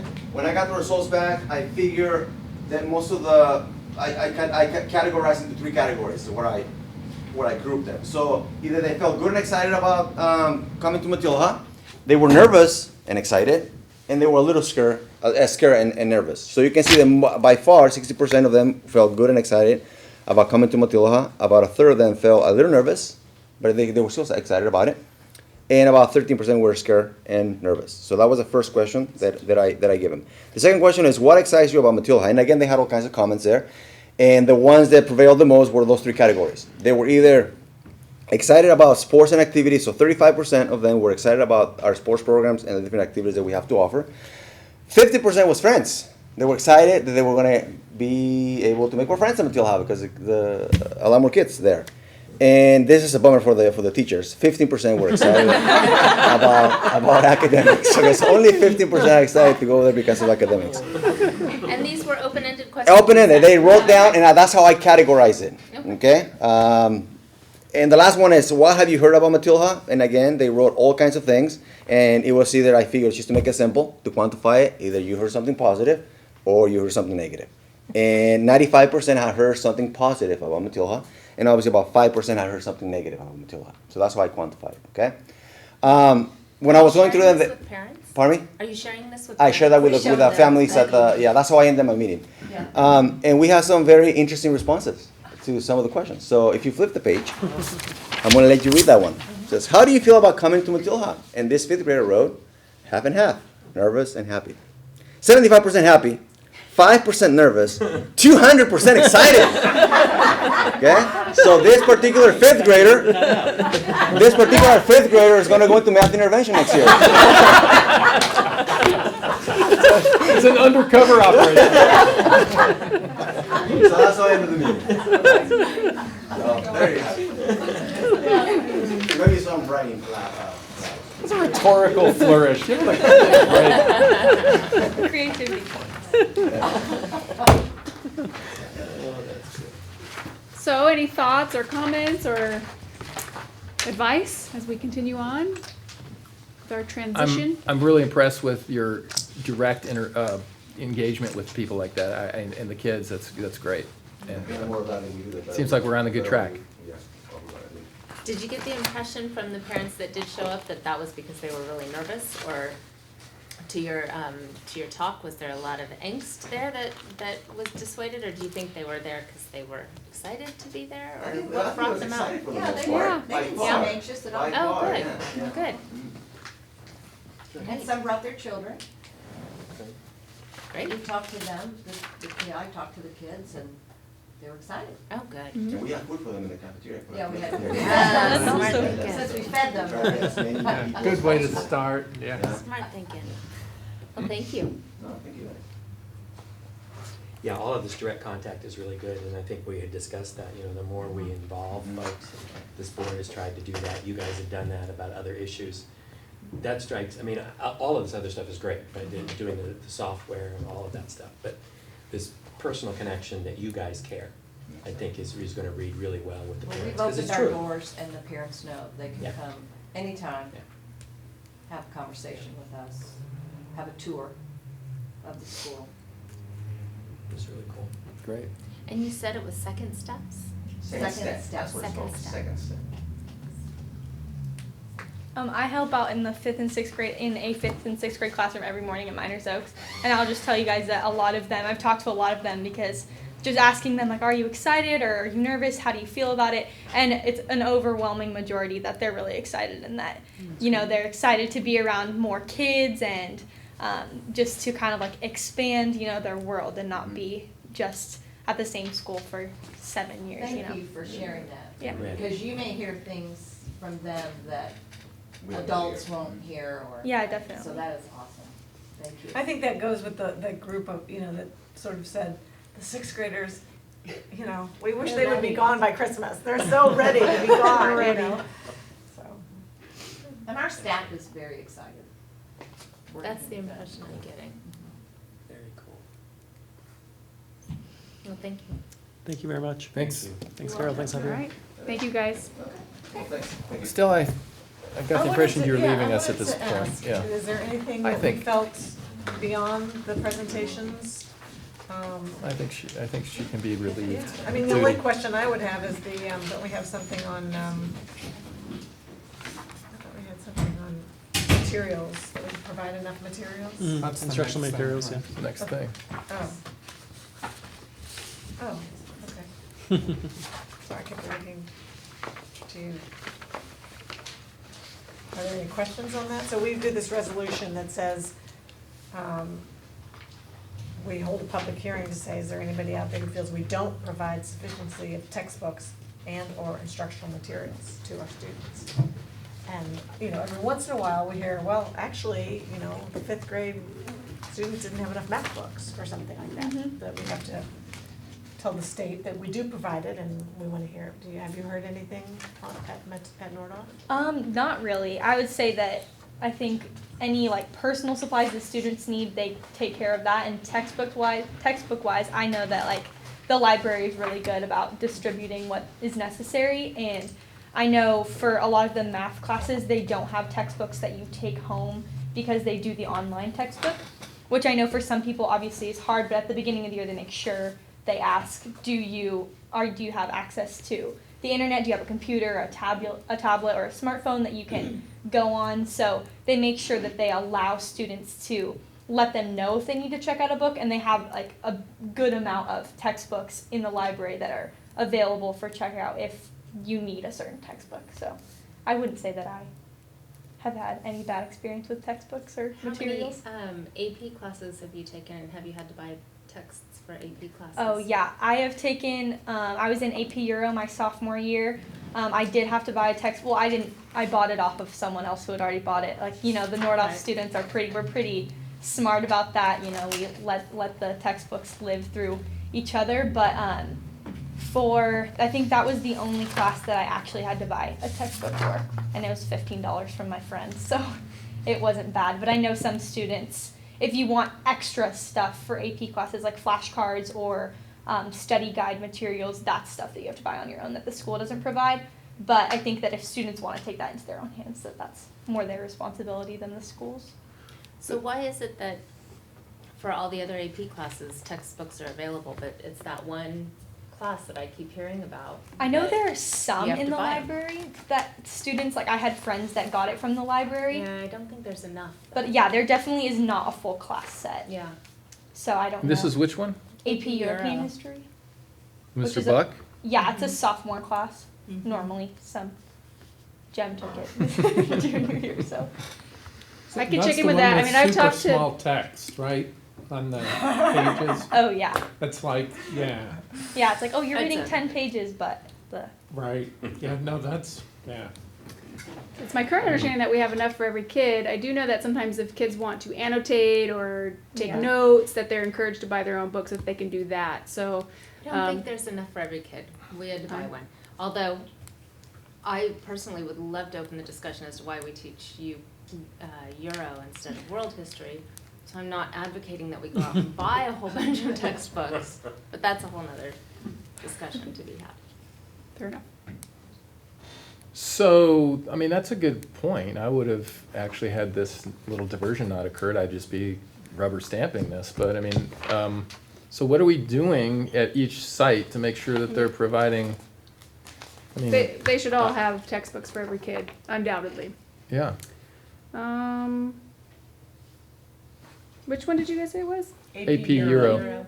European history. So For that class, you there are actually start 30 reading that over the summer, though. It's right? not required over the summer. They give you extra summer homework that's more to do with current events and stuff. But they encourage you to get the textbook at the end of your freshman year so that you have it over the summer if you want to get ahead. Yes, By the way, it's Stella, not assigned you've during already the summer. earned your job. I mean, this is like Yeah. She's done a great valuable. job. Yeah, very good. So I was thinking, that's why we have juniors and seniors and not the freshmen and sophomore, yeah. So according to our inventory, we have 34 students taking the class and 41 textbooks. So again, so we do, I mean, so the question is, how do we come forward to you with this resolution saying that we have sufficient materials? And we do have an inventory of every book at the high school, and we also do it at the elementaries, all through the district. So I think that with APs, it is a very common practice that people don't want to use the copy that might be in the library, the copy that's available at the school, because of, again, the level of annotation of highlighting text and pouring into it. But again, we do actually, our inventory is such that we have sufficient for the number of students. But maybe we're not communicating. Yeah. Perhaps. That Maybe could there's be. old communication happening and That we'll have to the look into it, teacher certainly. requires the students, he says on the first day of school, you need your textbook. And as students, we don't get our textbooks until like second or third week of school. So I think students don't think about, hey, can I go into the library and check out my AP European textbook? Because good to hear. a lot of people just assume that they're going to get it. But when it's required on the first day, then students think that, oh, well then that just means that the library doesn't have it and I have to get it on my own and have it ready for the first day of school. So maybe making it aware that the More clear. library has Yeah, it. yeah, it's really good feedback. And also, Really I good mean, feedback. when Matilda hands theirs out the second day of school, why would we be handing books out 2 weeks later? in my experience, it's a big process. Yeah, you I have mean, to it's a go, lot like, of every class during their history hours. class has to go in, and the library themselves has to be prepared for which class is coming in at what time. So they have all the books stacked and ready with your transcript and everything. We usually did it in a week, but Yeah, I think it's the but second week of it's school. definitely a process to get every student through the library and books checked out. Could we do it before school starts somehow? If we want to pay staff Yeah, I potentially mean- during Ranger Roundup, yeah, Probably wouldn't be that expensive. we could figure it out. Andy's like, yeah, but. The nodding was yes, we could do it.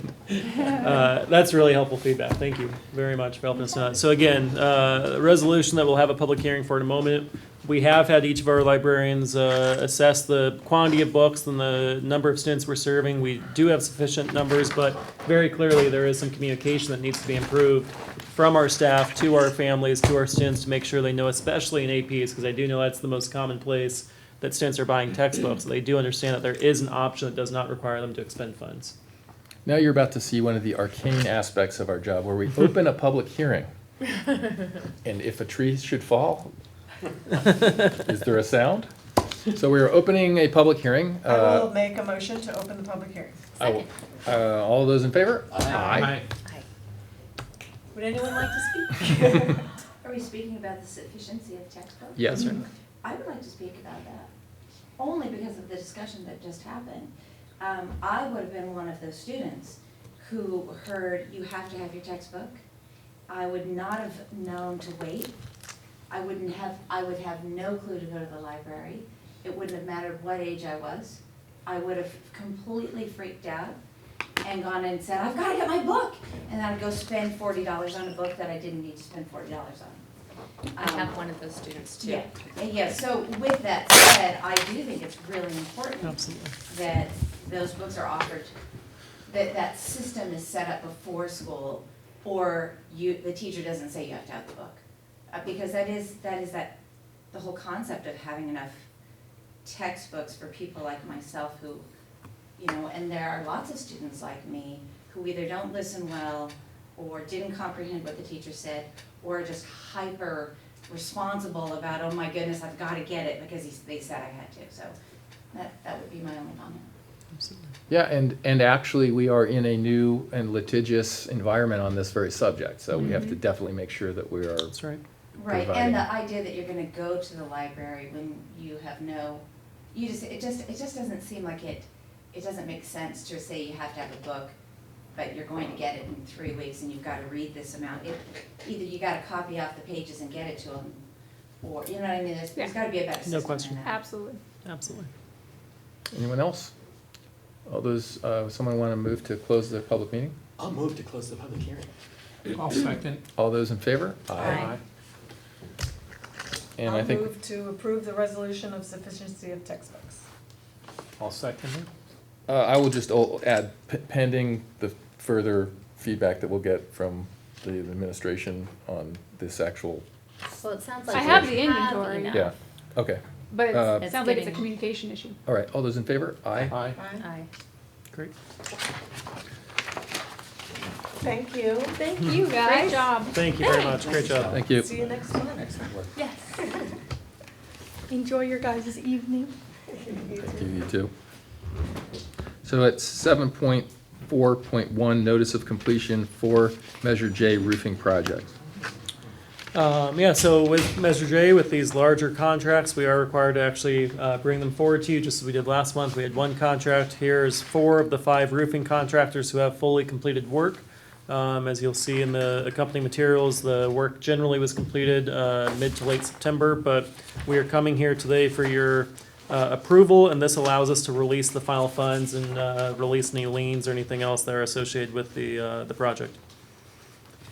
So does this mean that the roofing is done at these sites? That's correct. All of the roofing? All of the roofing that That's we good. contracted for, yeah, that's right. Oh, wow. Excellent. Anyone want to make this is an action item? I'll move to accept the contracts as complete. I'll second. All those in favor? Aye. Now, another related subject, 7.4.2, Measure J project update.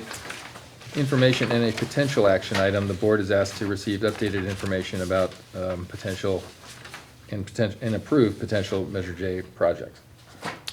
So we actually are not coming to you today with potential action. This is purely informational item. The first thing is I do regret to share that we are once again without a bond manager. Greg Grant separated his employment. End of last week was his last day. So this week we have been evaluating. I've been meeting with our facilities leadership to try to determine how we are going to best move forward with staffing of the bond. We will open recruitment though before the end of this week. So that's the most relevant detail or most significant detail as far as an update. We had previously sent to this board a couple weeks ago the intent to look at expanding the staffing for the bond, actually hiring or opening up a second classification. That still is a process that we would be working with CSEA on, as well as communicating with the Personnel Commission. But again, given the vacancy we have in leadership within Measure J, we will be back to the drawing board this week. Also, as far as projects, I'm going to hold off on sharing too much about individual projects that are in progress currently, because you can see in the next agenda item that we have a number of projects that have been identified as in progress projects, and so those are the ones that David and Greg have been working quite diligently on. So that's my update on this item for now.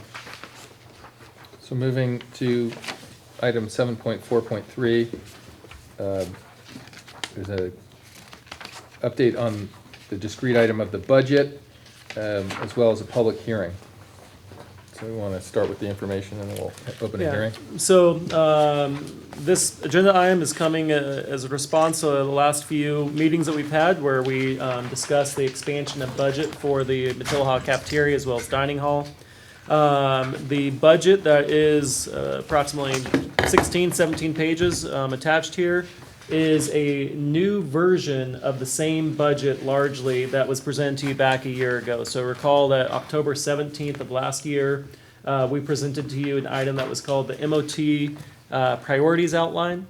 That was a listing of projects that was initially identified by Josh Brown, vetted through our facilities team as well as through the Measure J subcommittee.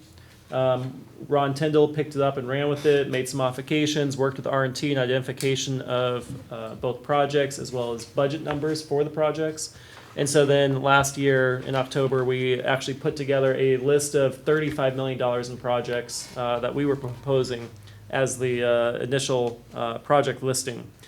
Since then, we've completed now a number of projects, and so some of those projects, as you know, have come in below budget. And so we have updated now this listing of projects based on available funds that are released from projects coming in below budget. Obviously, also we have a very big project, the Matilah Dining Hall, that is coming in much higher than the budget was previously. So this now actually shows the elimination of green power, of solar power at the elementary sites, and that reallocation of those funds over to the dining hall. So that's now been added to this list and updated. As far as other changes to this list, you can find those on the, I believe it will be the last page in the materials.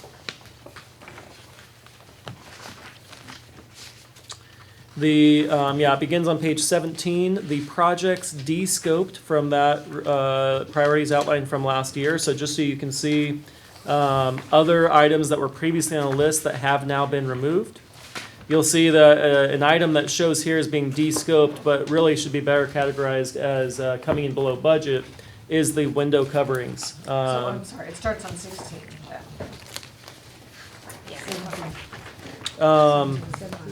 I'm looking No, I don't believe sorry. 16. I I'm believe it is sorry. 17. Sorry, yeah, you might be looking at the one that's in the materials in the actual packet. Page 17 of 18 are the de-scope projects. Again, though, to clarify, the de-scoping of window coverings is really a matter of our budget has come in excess of 80% below what we had initially allocated. I'm not. The initial estimate was R&T and Ron working together based on square footage of the classroom sizes and making some assumptions about the window coverings. And what David and Greg have actually done is they've gone out to bid these projects, is that they are coming in just incredibly lower. So I'm not sure exactly how the prior team came up with their initial estimates. I thought it was expensive the first time. I was like, really? Yeah. So Well, you look at this room, I mean, if you talk about that wall, you're not putting window coverings on the wall. Exactly. Right, so. Right, or anything over here, exactly, right. If you're looking at this room and making some assumptions just based on square footage, then yeah, you'd certainly be, overestimating in all likelihood. So we do already have, and we've actually had it now for a full year, a test room, a pilot room. Bronwyn Colmichael's room at Nordhoff is the pilot for the shade. So we've been encouraging our staff to go over and to be able to view it. But again, we are moving forward on that project. Still certainly meeting with each site individually, but that's a big one that's coming in far below budget, and that freed up funds. So again, ultimately, what you see before you is a listing of what our proposal is based on feedback over the past 3 years of facilities folks within our district, with R&T, Balfour Beatty back in the days that we had them involved, Measure J subcommittee, COC committee, a number of stakeholders have been involved in ultimately the creation of this document. However, I want to, Chuck is here, so I hope he'll appreciate me stealing a word from him. I mean, this is a dynamic document. I mean, this is certainly not intended to be static, that what we present to you here today is going to be exactly what's going to be completed for Measure J. There are going to be projects that we find that there were just unknowns when we originally built these budgets, and that are going to come in above where we project. And certainly I anticipate that we're going to find more savings just as we have now for the last few projects. Roofing came in $400,000 below budget. Blinds are coming in significantly below budget. We believe that we are being conservative, because the last thing we want to do is to end up promising more projects than we have funds available. So we are being conservative in the estimates. But this document will change as needs are identified, as well as budgets hopefully come in below. Or actuals. I really appreciated this. Great, great. Really helpful. Glad. So, Especially that board only one. So ultimately, to draw your attention to the first couple pages in this packet, page 3 of 18, you'll see that the grand total of lines of total program cost, total completed projects, and projects either in progress or to be assigned, that right now, including the Matilaha dining hall and cafeteria changes or improvements, we still are only at $33.5 million. So this board does have an opportunity to potentially be discussing, if it's satisfied with what's being put forward as far as the main corpus of projects, still having some flexibility with $1.5 million. So we welcome the board to provide feedback on the overall listing, as well as if there are areas that you would like us to prioritize with the remaining funding. Is there anything from the Balfour Beatty, or, the 100,000, or 100, yeah, I'm sorry. 100 million. 100 million, that, I guess we could just kind of pull that out. I'm not saying you'll go, pool, Yeah, But- no, too. I think we ought to allocate more money towards the pool, not to totally fund 5 million, but to get closer to half. So if the community wants to chip in another half, we have the funds to do it. I'll go back and look at that, that's one thing I'd like to. I mean, while it's a lot of money, it's also, 5% of the total budget, $1.5 million bucks. So would best practices tell you you're pretty much where you want to be, because you just don't have, you never know what's going to cost more than you thought? Or, I know we build into each budget a range anyway, Right. but still, it doesn't, on a $35 million, give or take, scope of all sorts of work across the district, having a $1.5 million left doesn't feel to me like, let's spend that now. No, I Feels would more agree. like, Definitely. let's see what How happens. these projects are. Yeah, certainly, again, we need to look no further than Matilaha. We initially had $500,000 for the kitchen and $194,000 for dining hall improvements, and we know, what happened to that budget. So there's no question that, again, while we're trying to do the best we can to create budgets for these individual projects, that we certainly don't know the condition of each individual, facility with regard to these individual projects. And it's possible, right now, a roof that might still be slated, that as soon as we start peeling back that roof, doing some of that destructive testing when we bid it out, that we have to replace the entire, structure, or at least, far beyond just the roof membrane. So lots of opportunity given our 60 to 100-plus-year-old buildings for projects to come in with things that are unexpected. Go ahead. No, I just had a question on the de-scope projects Mhm. at Miners Oaks and Miramonte, the kitchen stuff. Mhm. Is that because of? The warming December kitchen, kitchen? exactly. Warming kitchens have different needs than if we were going to maintain them as full So the extra cafeterias. money that we're spending to build a new That's kitchen, right. we're actually saving this. That's one. right. That's right. But not at Miramonte. At Miramonte, we still need to do. So at each of them, we're still doing something. What we're doing is we're reducing the budget from larger amounts to something smaller. Okay. So, yeah, if you look at, for instance, Myers Oaks, if you go to their individual page, you'll still see that we need to be doing kitchen improvements. We're just reducing the budget. That's right. And when are the blinds supposed to take place? When is that? As of a week ago, we were looking at having the majority of the installation done during the school year at breaks. I, at this time, cannot say with certainty that we'll be able to maintain that same progress without the staffing that, currently, but we are working on trying to get as many of them done during the school year and those breaks, and those which can't be done then will certainly be done during the summer. Because I would be very interested to see at some point, the changes in our electricity bill with the new roofs and the Right. new AC units Yep. and lighting, new lighting. Absolutely. Each of those are, pieces to the overall conservation plan. Maybe when we talk about the budget in spring, That's it'll be right. interesting to see. Absolutely. This line item has gone down $50,000 this year. Oh, yeah. Yeah, I'm hoping it's far more than that. Yeah.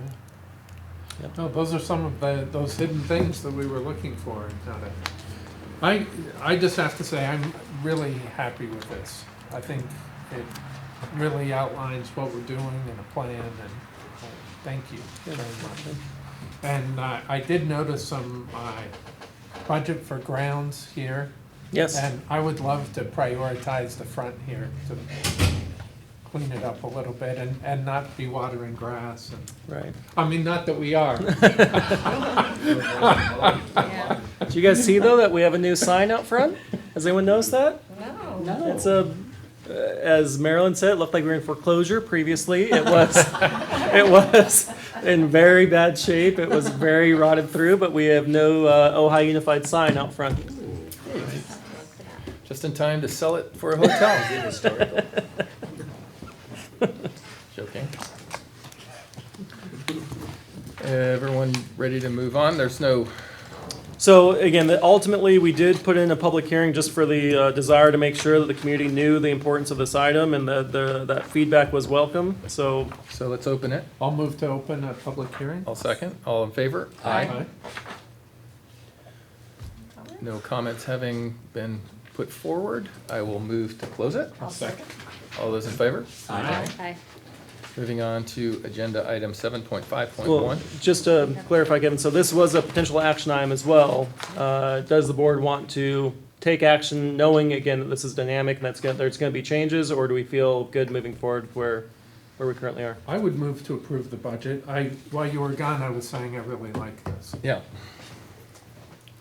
Yeah, I don't see changes, so do we need to vote to maintain this as is? It's not a until- requirement, and it just comes down to philosophically where the board is on believing whether or not there's a distinction in having it formally approved.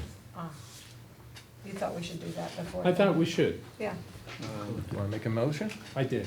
Yeah. I moved to approve it and then you ignored me, but that's okay. Fine. I thought that was a colloquial move too. We have a good relationship. I talk and you ignore me. I didn't know that was a formal move to Works approve and it. works out really well. No. Okay.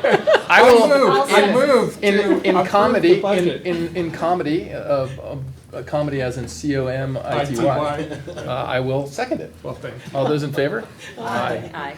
Great, thank you. My comments were EDY, by the way. Before. Sorry, yeah, I got it now. 7.5.1. Well, this is our summit update. Again, we have this as a standing item each month for me to be able to give any updates, as well as if anyone from the community would like to comment. I will say that I did go up and visit just about 2 weeks ago. Had a chance to speak with Jim Bailey during the time in which his program was operating there. I believe him to be a very good tenant right now. I've not received complaints outside from other groups, to my understanding. And again, Kim, certainly I know that you're up there a lot. Let me know if there is ever times where there's challenges with getting space available and that sort of thing. But from what I'm hearing from other groups, including the Upper Ojai Council, that there is real collaboration going on up there as far as sharing the space. And again, I certainly see some programs that I would love to be able to potentially participate in as far as what Jim's doing, although I don't know how much of it would be things that could be directly pulled into our district, but certainly as far as enrichment, it is enriching. But again, we have our contract in place with him, the license agreement. Again, pleased with the work that they're doing up there. Also, I've met with Food for Thought, who is continuing their garden programs up at the site for this year. Right now, the attendance has been a little bit lower than they were anticipating, and so they are going to be evaluating at the end of this calendar year whether or not they will maintain it in the spring. But for at least for now, we are trying to keep programs operating up there to continue to serve the kids in the community. Which I think I'm sorry. Go ahead. I had just, CSBA had sent something out about, school closures and talked about the importance of it remaining vital to the community, which what we're doing this year is, I think, as good as the situation can be in the difficulties that we, came across, but I think that's important. Actually, along those lines, that's what my question was going to be. Does anyone know how often the Upper Ojai Council is now meeting? Is it like monthly, like a city council, or is it more ad hoc? I think it's been less than monthly. I mean, I think there was meetings scheduled that were canceled and moved, but almost monthly. I'll say that. And then they are at times using office space just for individual meetings and some of those types of things. So there is times they might be on there or on the site without actually having a formal meeting. Is there a way I would like to just sort of touch base, have you, not me, touch base with the Summit families and who are at San Antonio, and just like a word from you? Yes, we touched base with them and they're feeling better, or they're still stressed. We talked a lot about kids and how the kids would adjust, and just kind of a report on how those students are adjusting. Do you have any in your classroom? I have 2. Yeah. Do you feel like they're adjusting well, or? I think they're fine. I mean. Yeah, the feedback that I've received. Continue, that absolutely. We don't just say, okay, we did. Of course. That Certainly. still Feedback that Robin Munson's provided is certainly that they are transitioning well.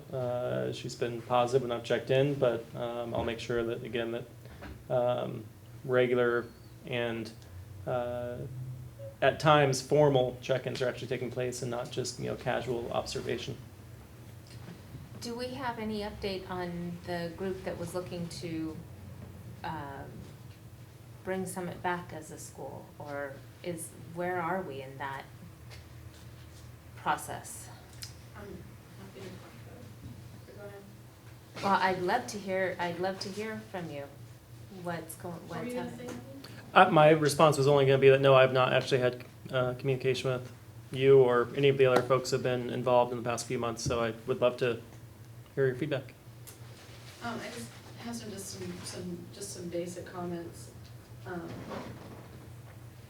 As you know, there are more than 20 families who have signed petitions that they would come back to Summit with a specialized focus program, which is what was presented after the board closed the school.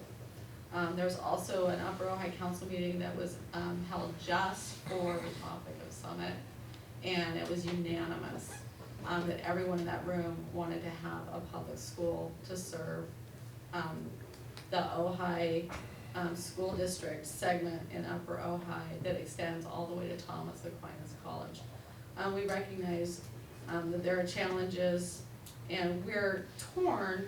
And when I say we, the people who have been continuing to have this discussion on a very key issue that you guys can really help us with. We're here to listen. There are some people who could not be at this meeting who are listening from home, but we're listening to what you have to say because we're torn with wanting to work with the district, wanting to have some response, some ideas, some assistance, some partnership, and then also creating our own independent path for the Upper Ojai constituency. So the other portion of it is, we've all had our kids go through this wonderful system. I would love for everybody to go to Minnetonka. I think it's an incredible school. The reason that we are so passionate about our school is because we're so passionate about the Ojai Unified School District and what you all do. And we really don't want to take away from a school district that's going to continue to serve our children in Minnetonka and continue to serve our children in Nordhoff. On the other hand, this is the one issue that I feel so strongly about.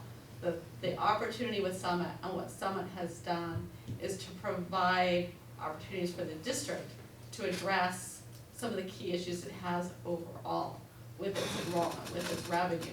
So we're here, we want to partner with the district, we want to have some concrete ways in terms of meetings, in terms of research, in terms of grants, in terms of outreach, things that we're doing, but we all have our jobs outside of education and raising our own children. We feel like there should be this opportunity to work with the district. One of the things I want to talk about is specialized education program. That could be a magnet school. Now that's not something that Summit School parents are talking about. That is something that was talked about extensively through months of meetings from an entire committee that you all appointed to talk about ways to assist the district. And that was, one of the things was a magnet program, a specialized focus of education if there's some kind of allergy to the word magnet school. So I think that the district could really talk about all of the issues that it has in terms of its enrollment, and maybe just have a portion of your meeting talking about either specialized areas of education for various schools that you have, or even just tackle what I would like you to discuss is magnet schools. And we just think there's a wonderful opportunity for magnet. For Summit, we talk about specifically language acquisition and environmental science, and it's exactly the program that they have at Will Rogers in Ventura that is extremely attractive. And as soon as we have that conversation, we're talking early on back in May and June, those are the parents who were signing their names on the petition that they wanted to attend Summit. There were over 20 of those. And when you talk about how the kids are transitioning to Toccoa or San Antonio, there are very few. There were more than 14. Many of those in-district students who have abandoned our district forever, and those are continuous losses to the district in terms of revenue. But what I see is not just bottom line losses, but opportunity costs and plain old opportunities. So we're listening to what you have to say to see, are you willing to partner with us? Because we've got ideas, we've got energy, we've got, but we can't do it all on, and we shouldn't have to do it all on our own. Or do we take all of that and convert it on our independent path? That's literally why we're here listening so intensely today to this conversation. I hope that I can help in articulating that. What specifically, that you've outlined a broad, like, it sounds like you're at a crossroads and you're trying to figure out how to make this choice. And what specifically are you looking for from the district? We'd love to have a committee, we'd love to have a task force, we'd love to have your fabulous educational expertise to tell us these are the programs that our district with our talents and our budget can help facilitate. We'd love to have help with grants. We certainly have energies and ideas toward that and researching them.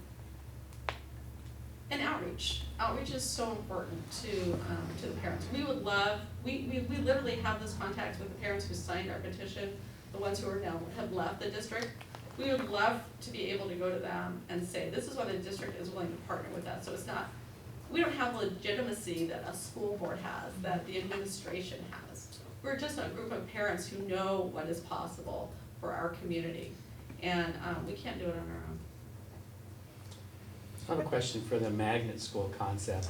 It's an interesting concept. Is there a demonstrated interest in a sufficient number of parents to support that, or do we know that? Well, all we did in our outreach was say well, first of all, we had a PTO meeting. What do we want to imagine? Like, what would be a great thing for a school? That's when we came up with the language acquisition and the environmental science. And then everybody who was imagining that were writing their names on a petition. There were over 20 of them. So I don't know beyond that. That's what I'm talking about, outreach. But I do know that you lost a significant number of in-district students, and I don't know when or how you can get them back to what you had. And you don't want to have what you had. you wanna have better for the entire district, not just for Summit. We're not talking just about Summit. We have a declining enrollment problem in our district that can't maybe be solved for all of the reasons that are articulated, but it can certainly be helped, improved. And Summit is part of that equation. I think it'd be important to talk about budget, because Mike, you had put on our parking lot the language, a second language elementary, and I know we've had other people who've talked about it, and the logistics of that, not just the budget, but how many teachers do we have who could teach in Spanish if you chose Spanish as a second language, What? Yeah, this is that.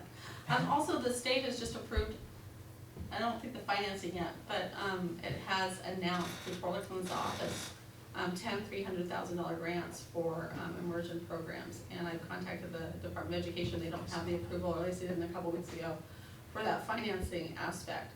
But I would love to have the district apply for that when that becomes available. And that's just one grant. But that's Torlickson's office, and that's legislation that's recently been passed, recognizing the value of having that program. More of those programs statewide.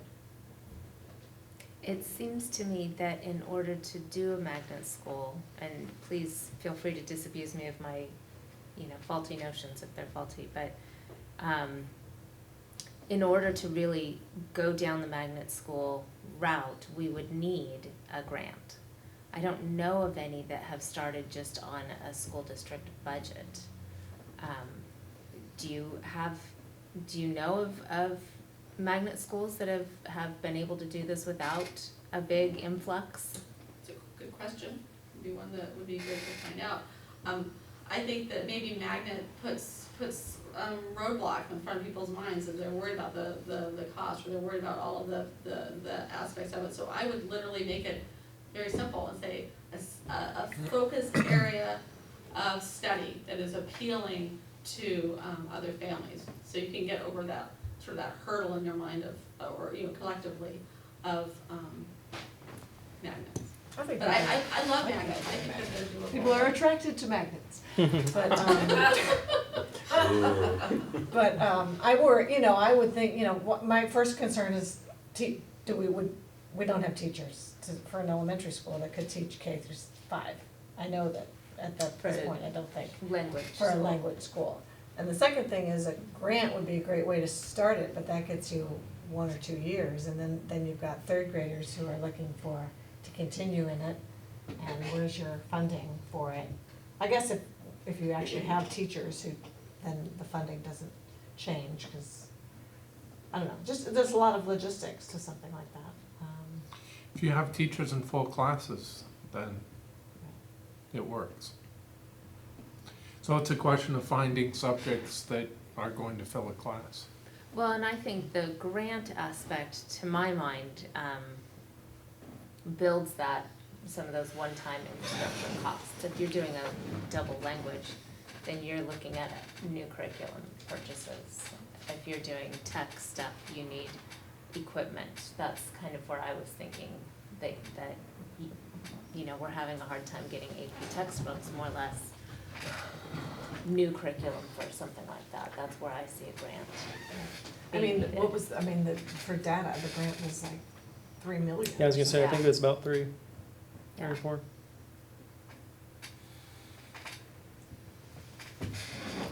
I just want to add one other thing, which is Jim Bailey's program is bursting at the seams. He's holding it under 100, but he could easily blow that out. It just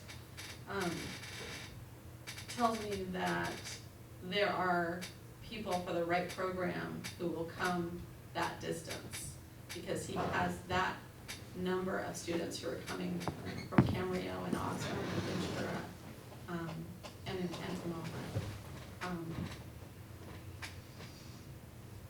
I'm not saying that we're going to get the homeschooling population. I'm just saying it demonstrates that people for the right program that fits their needs will go to that distance for that very special place that is at the gateway to the forest. It has all sorts of wonderful opportunities for learning just because of where it is. that certainly my children benefited from and that I can relate to and speak to.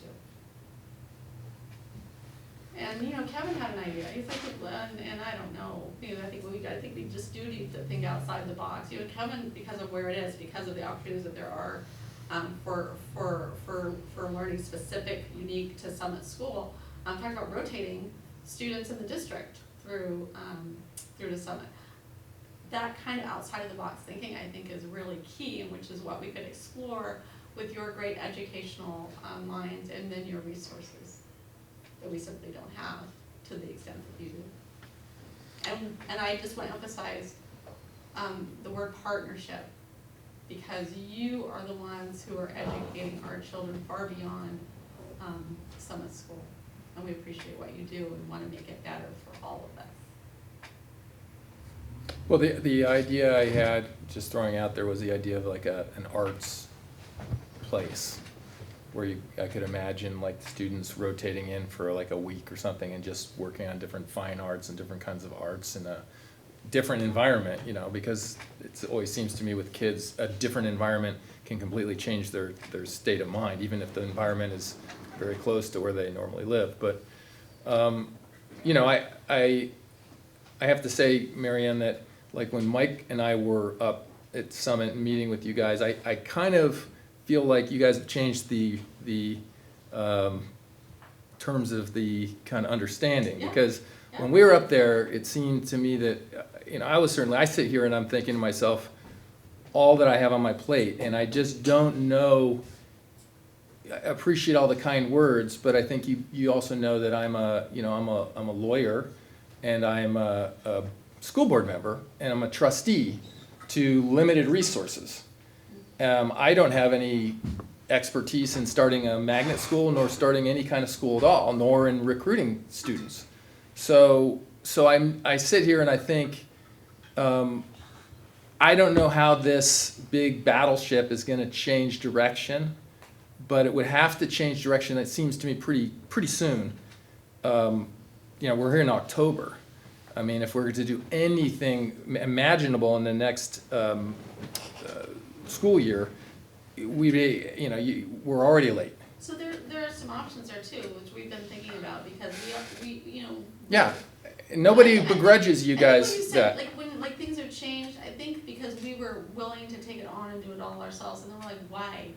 Why is it all on us? Because that's not our main job. We're all working our other jobs. We're all raising our families, and we are voting for our school board to direct an incredibly talented paid staff to help with these issues, to help the entire district. So I'm not asking Kevin Ruff, lawyer, busy dad, comedian, to do it, but you are directing the ship of your administration, and you have an incredibly talented staff, and I know that all of us would appreciate these great minds partnering more with the group. So we had been meeting prior to that meeting every week since probably, I don't know, since May, since it came up, and then we've been meeting every week subsequently, and we're like, why is this all on us when we are working for the betterment of the entire district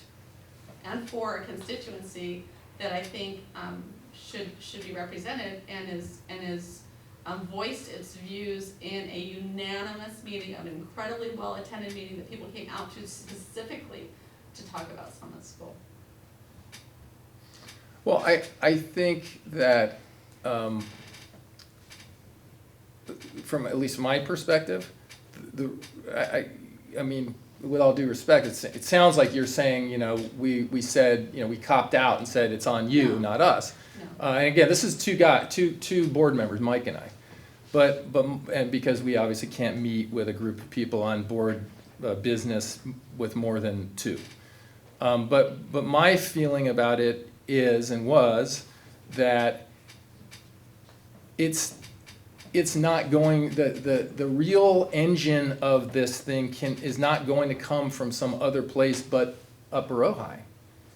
I mean, that's the truth. I mean, it's going to be. Voted, we've been meeting. Yeah. We've got plans. We've got we've got our outreach, but we don't have the critical factor of district stating its support or having some concrete steps that will even encourage us in that. And so, but just to go back to the point about the time factor, Jim is doing an exceptional program, and we might want to consider putting it off for another year and having Jim continue, and actually partnering in some ways, like what Andy just said about the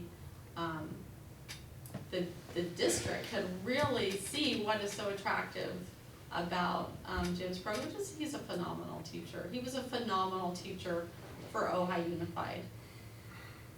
He was. And we have lots of phenomenal teachers in our district.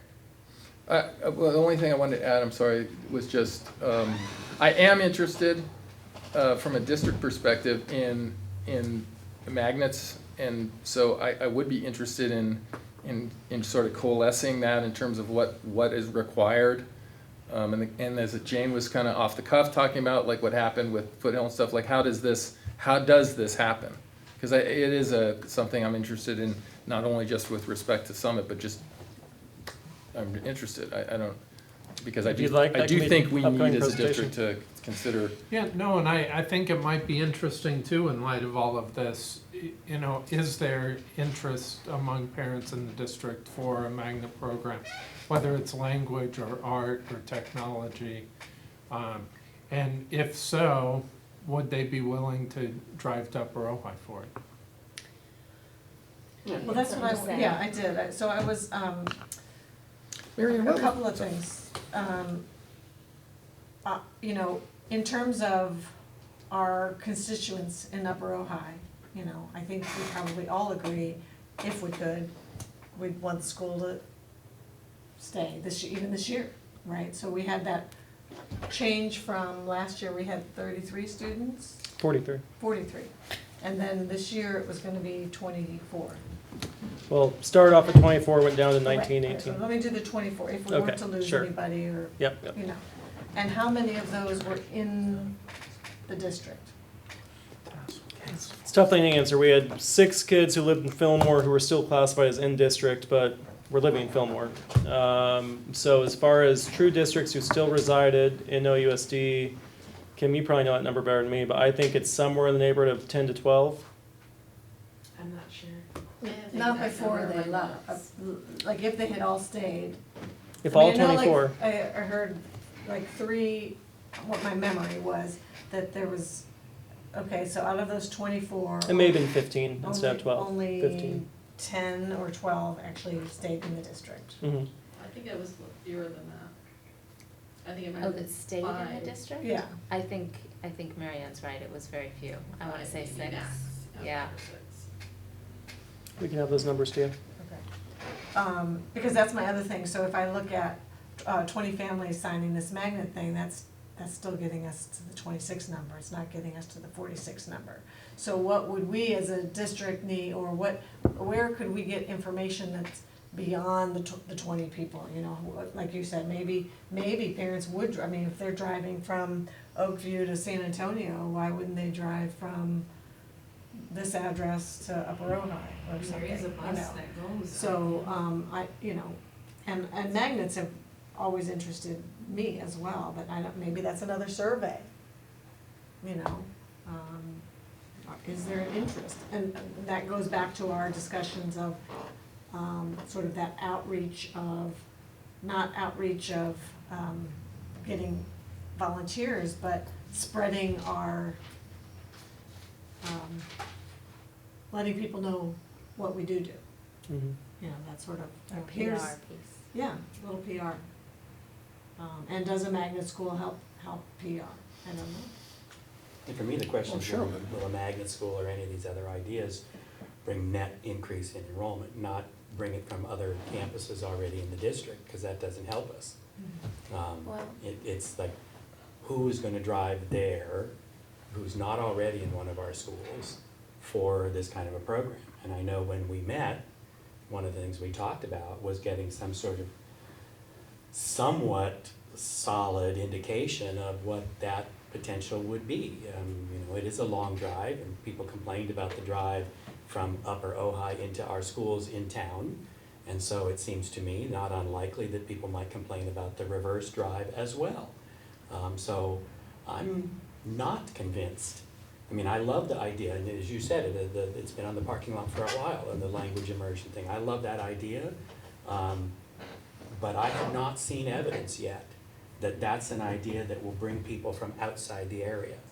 I get it that it'll support a lot of the folks in the Upper Ojai, but unfortunately, as of the current data, that's not enough people. Well, Summit's always brought people from outside of the district, and it's also got Santa Paula has 3 new developments going into them on Ojai Road. You have the data to show Right, that Santa they Paula have will also be having new schools of their own. Yeah, but not So, yet, but you do have the data to show. I'm not gonna argue. What I've said Yeah. is I've not seen data that convinces me that we will pull from outside that area. And the regular enrollment didn't either. Well, you So have data that part of show- what I really need, part of what I really need to see is some evidence that whatever the idea is, right? Because some idea is great. I love the focused education if it's not a magnet, whatever it is. I'm not sure what the actual difference is. But they can't just be ideas that we throw at the wall and hope. I have a fiscal responsibility. I think the board as a whole does.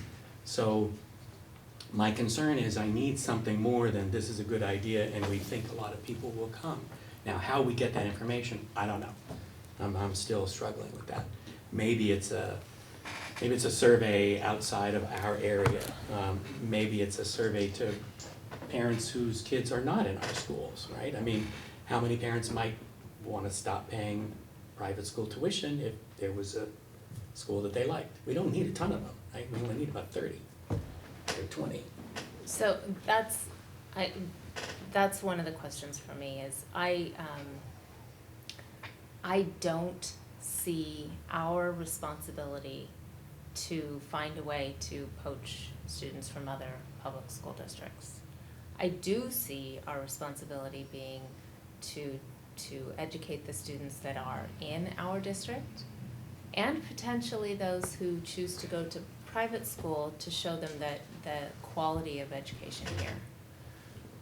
One of my questions that I would have to get answered, Marianne, and I'm not looking to you for an answer, but that I would have to figure out how to answer.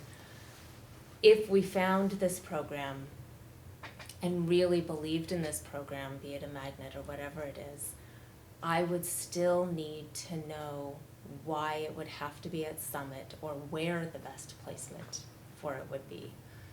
If it's a great program, is it a great program because it's in Upper Ojai? Is it a great program that would draw people in the valley? Where is the best placement for it? Do we automatically put it there because the space is there, or does it belong elsewhere? And I do have a response if you want. That's, to. I'm all ears.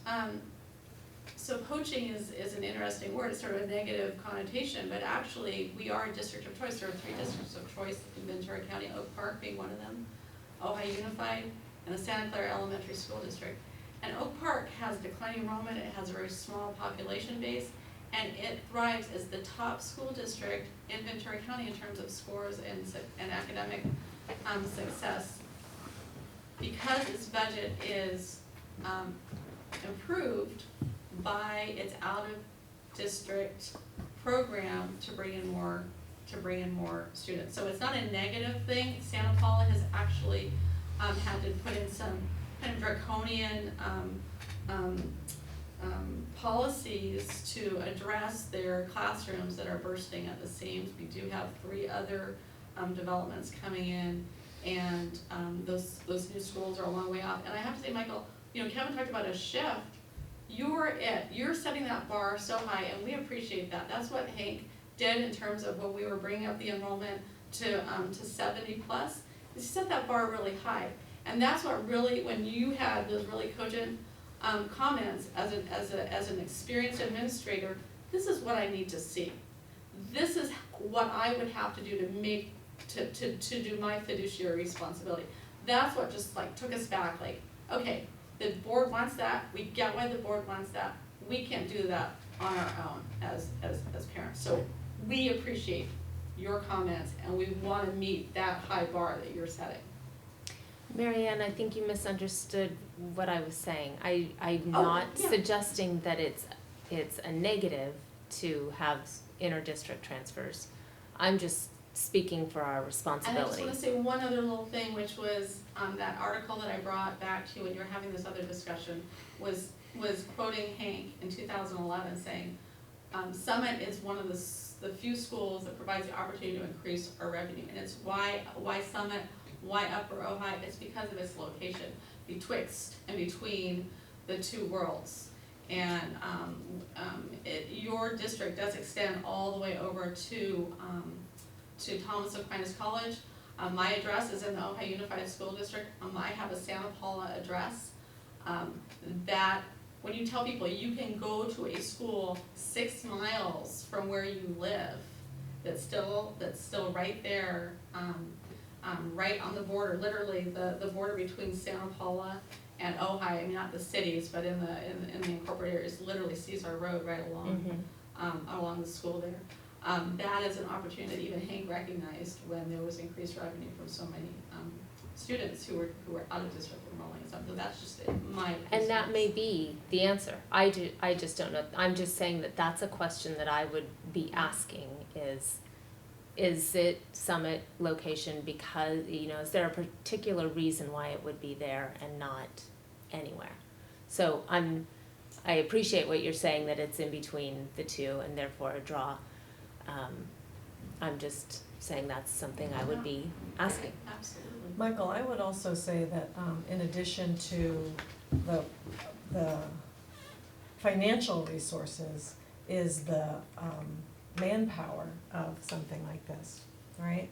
So we already know that our district has a single superintendent, a single assistant superintendent versus assistant superintendent of business, assistant superintendent of curriculum, assistant superintendent of communication. I mean, Shelley and I went to this thing down in Camarillo, and they have assistant superintendent of basically of PR.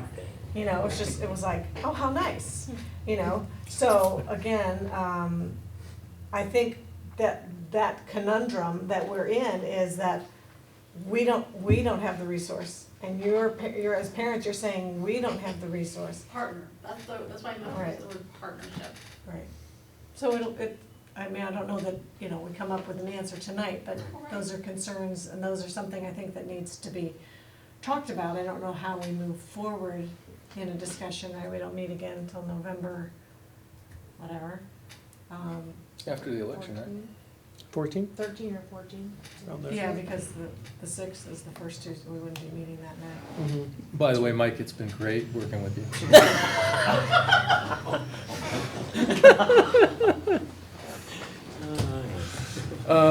So next meeting, you can say whatever you want.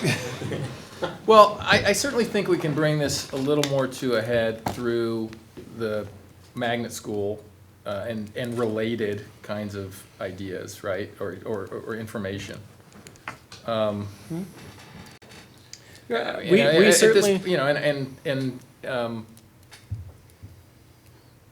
I don't have really a lot more than that at this moment.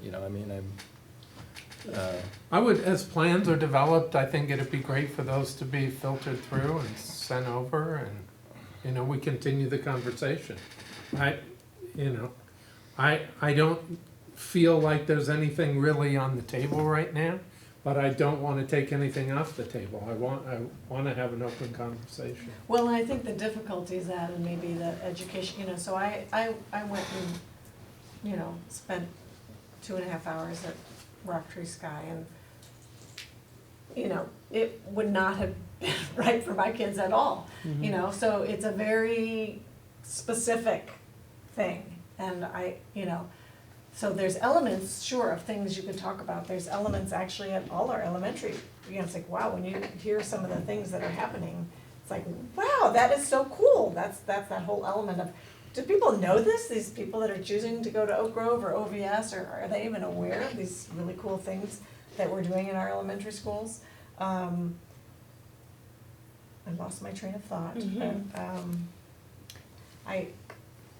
It seems to me that there is interest on the board to explore the idea of a magnet school, or open that discussion. Maybe have a presentation on what other districts have done, what it requires, what this mountain could look like, or this molehill that we could choose to tackle. And I'm wondering, Marianne, if that would be beneficial to those parents as well, to hear something like that. Absolutely, we've certainly dipped our toes into it in terms of research, especially with Will Rogers' model. I didn't realize Will Rogers was a magnet. And are happy to also assist in that, And share the research we've done. Sorry. Well, I was gonna say that Will Rogers and I know Deanza, I think that they had a unique population that we do not have that allowed them to get grants. And so I really do wonder what our potential would be to get a grant. That's concerning to me. And I love this possibility for this $300,000 grant. There are only 10 of them in the state. I would love for OI Unified to be in the bidding for one of those 10. So I think what we can do as far as for next meeting is that Cheryl and I will work on putting together a presentation on just information on magnets throughout the county and giving you some background. We'll survey them and find out how they were able to bring it about. What does it actually mean? Because again, a magnet, that term, is used in many different ways. So let's make sure we understand what magnets are. I will say, and I'll say this, directly here, we don't have the ability internally to be able to move forward if we are going to try to solicit those grants or try to put forward a magnet. So I think the board, once we provide this information, the board's going to have to decide whether or not we want to commit additional administrative resources, whether it's a consultant or someone in-house, to focus on this. I think that equally the board's going to have to decide if we are going to focus on this, is Summit the location that makes the most sense to focus on, or would any one of our other elementary schools, which also are suffering from declining enrollment, be where we place a priority? I know that Summit certainly has a lot of unique things about it. We've talked about one as far as its proximity to San Paula. Our schools on the west side have even closer proximity to Oakview. So, I mean, there's all sorts of things about each one of our campuses that make them unique, make them special. So I really need direction from this board. If it is the board's desire for us to focus on Summit, you've got an admin team that will do just that. But I think that we need to have that discussion of if we are going to invest this new resource, this new this new focus in trying to do this, is Summit the school in which the board is going to choose to prioritize over other areas. So, but for next meeting, to be clear, you're not, that limitation you just imposed is not about next meeting. You're talking about the going forward. Oh, absolutely. Got it. Absolutely. No, next meeting is just going to be informational, so that way we actually know what other districts have done, and again, also know what the financial piece, what the human resource piece might be, and what it actually meant as far as how it impacted enrollment at that site. Those types of information we can present next meeting. That would be helpful. Absolutely. Anyone have anything else, or should we move to the next? Just as a question on that grant program, do we know the timeline on that? I don't. In terms of the application deadline? I do not. I remember reading about it, but that's all I remember is reading about it.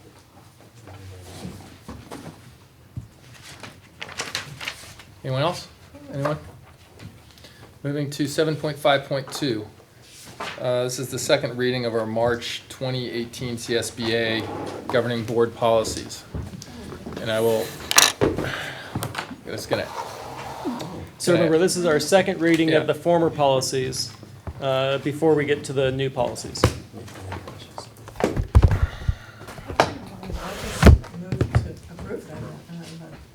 I'll second. All in favor? Aye. Aye, that was easy. All right, now we can move to the new ones. Does anyone need an extra binder to share? Nope. No, I think we've all got it. I got your note. Right, yeah, that one. Yeah, That's right. I got your note and I proceeded to ignore it by accident. Kathy, knowing that we need extra help, wrote, "Bring this binder and your March 2018 binder." And I got here and I go, that would have been good. I open this up. Here's another copy for you. Thank you. Yeah, I've got this binder though.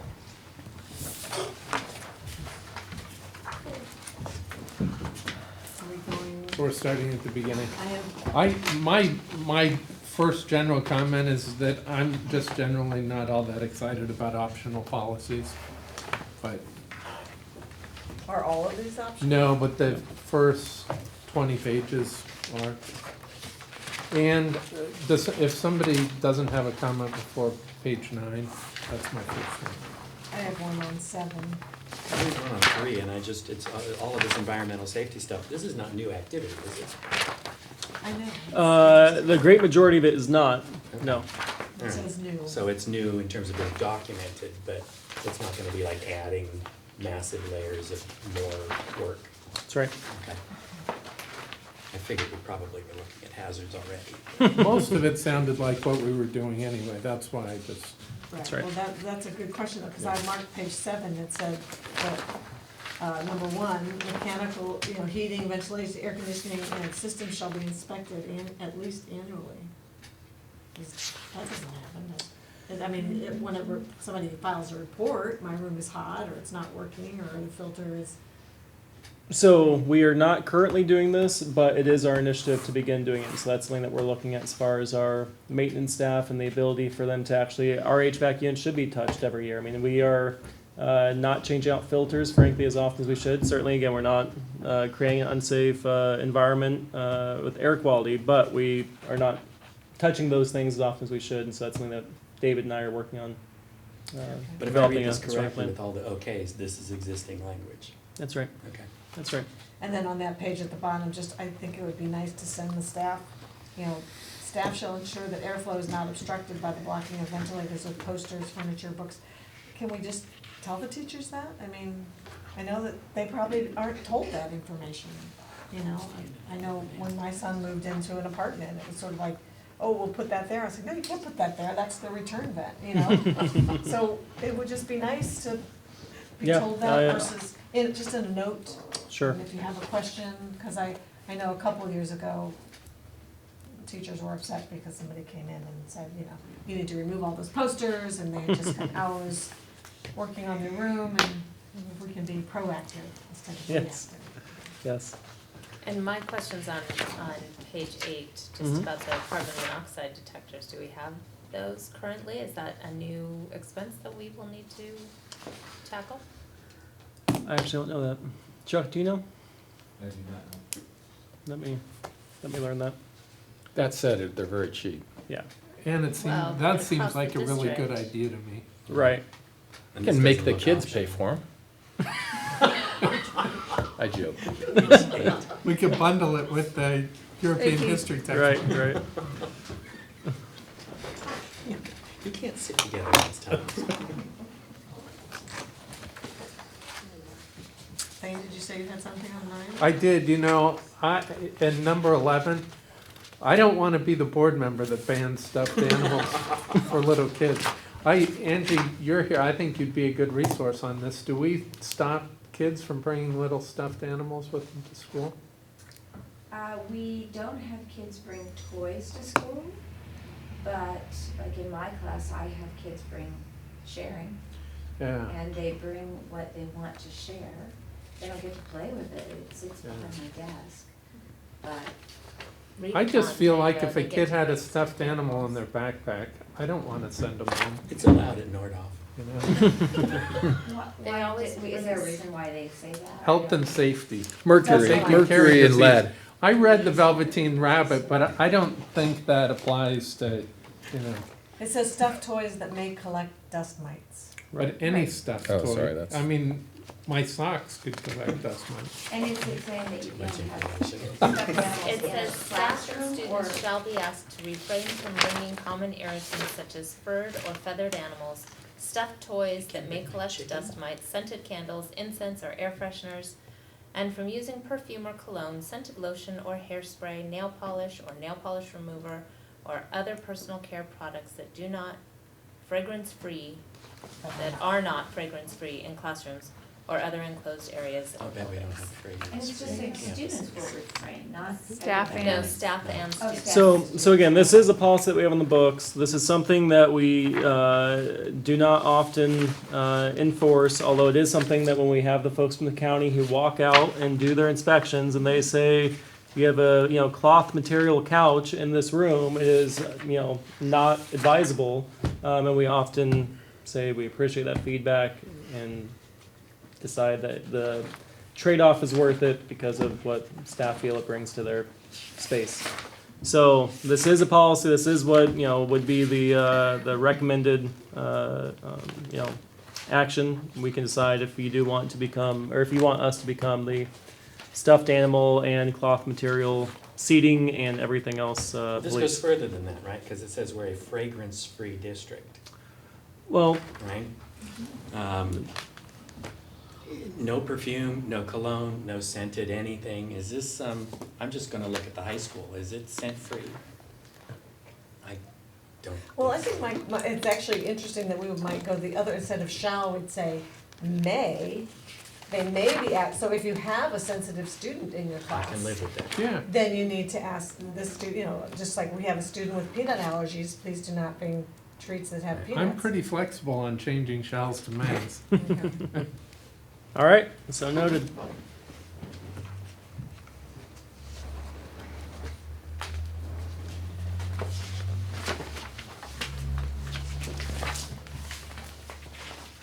On page 13.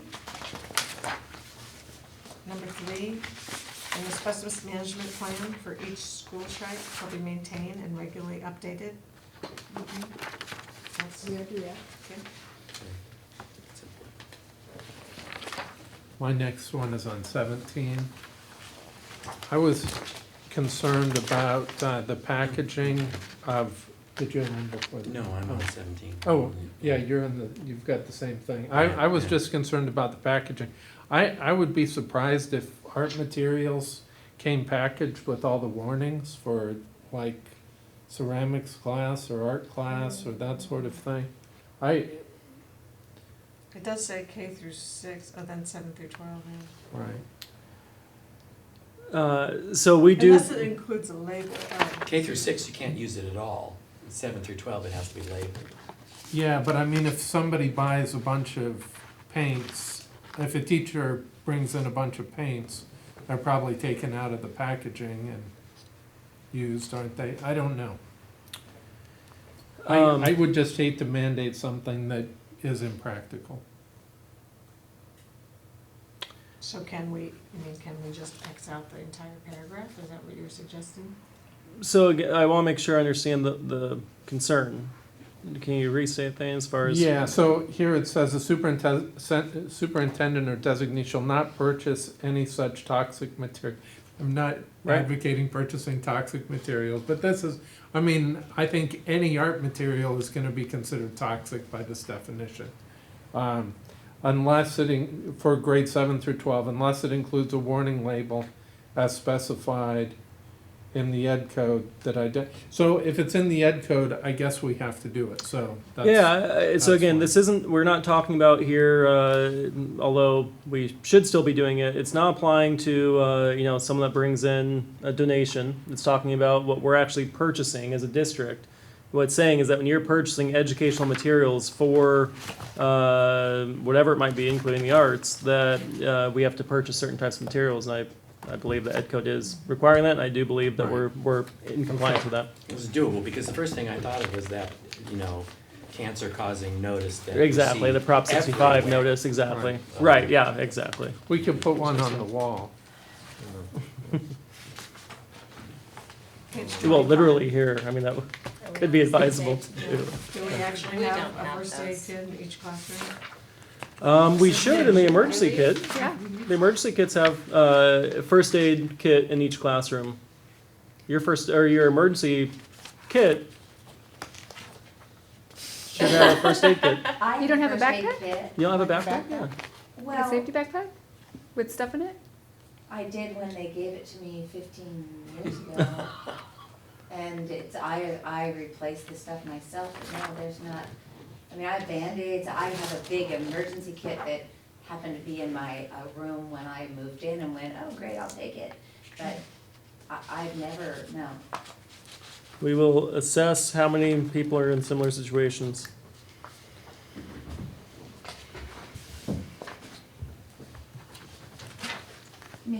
They may have them.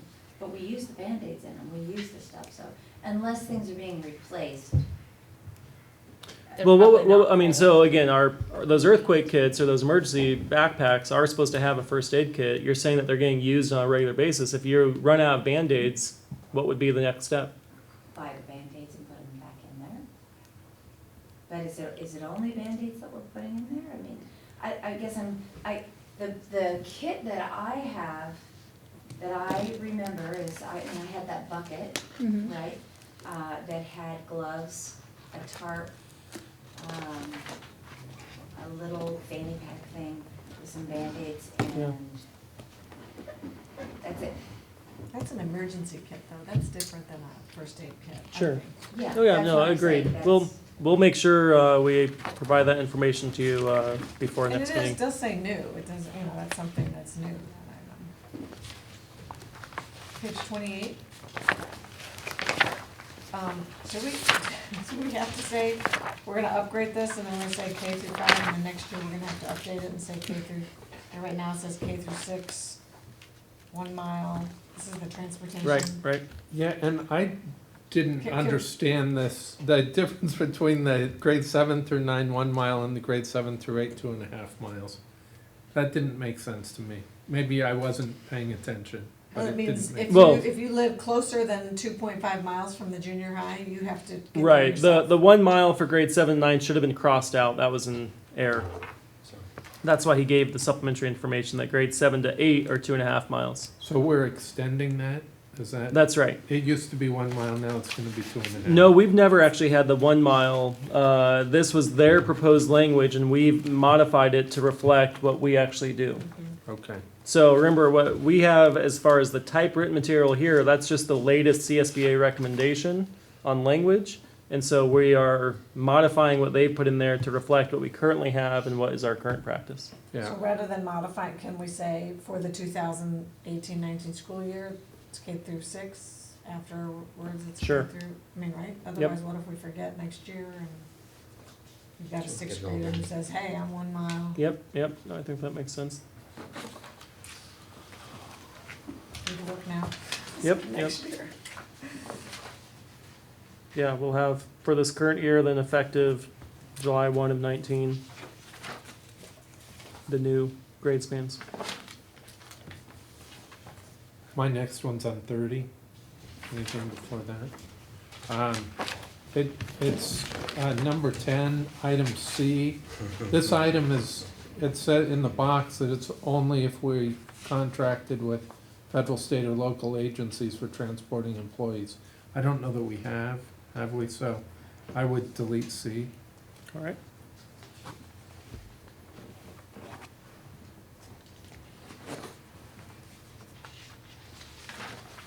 I have something on 34.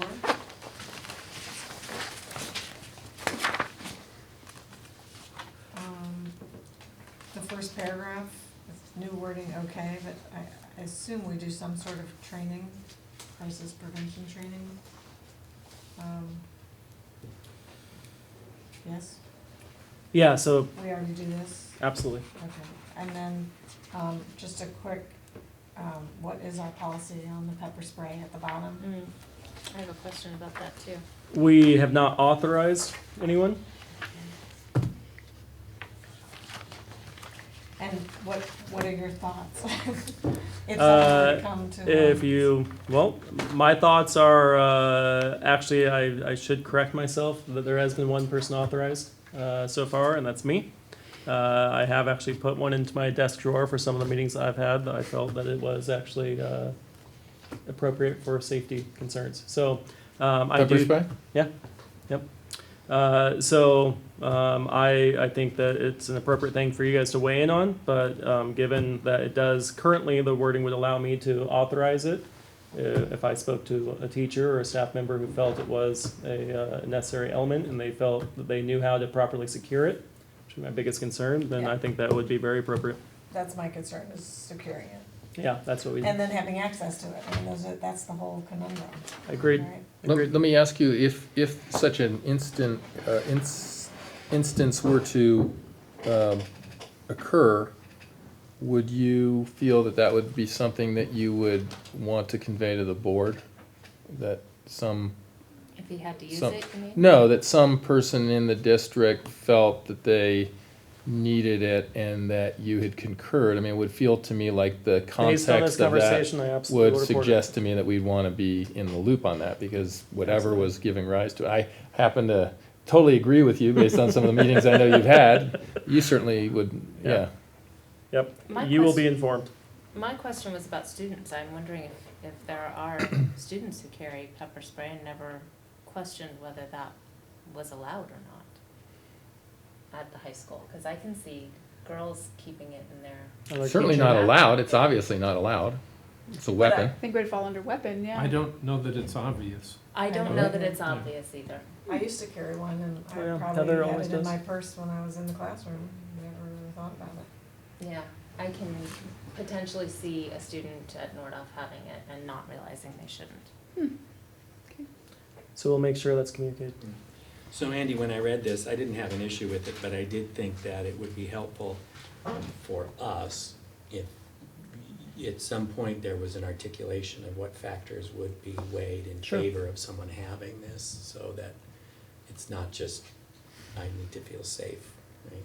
I mean, and I don't, it's not that I distrust your judgment, I just like things to be explicit. And Sure. then there'll always be somebody else, so. Yep.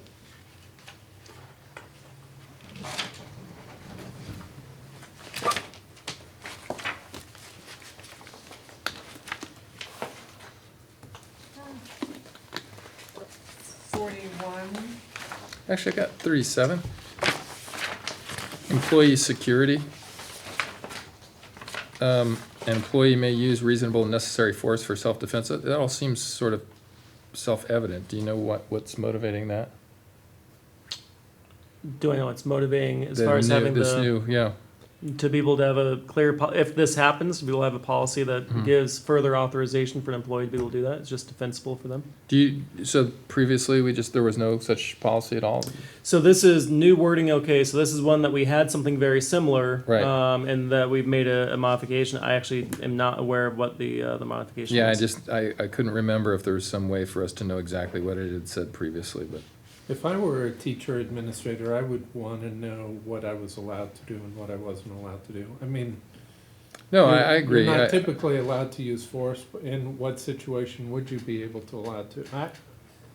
I think it's good to clarify. In fact, maybe even clarify a little bit more wouldn't be bad. Yeah. I don't- Yeah, I was just wondering more like what it had said before. How do you clarify it? What do you? I don't know. I was just kind of on a roll. I'll just, have. Yeah, I we'll- think we'll that's get- one of when you those see you it. know it when you see it. Right. That's what I was gonna say. I don't think you can put it in writing, because you can't cover every situation. There's no way you know. But it's like some of those Good Samaritan laws, I forget, what you're allowed to do and what you're not allowed to do, and I would hate for a teacher not to defend a student because they even think for a second, wait, am I gonna get in trouble for doing it,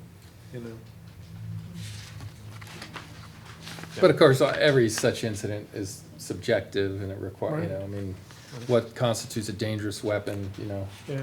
Someone says he was, near a chair No, under I certain think you're right, I circumstances. don't think any teacher would hesitate, but I wouldn't wanna create a hesitation.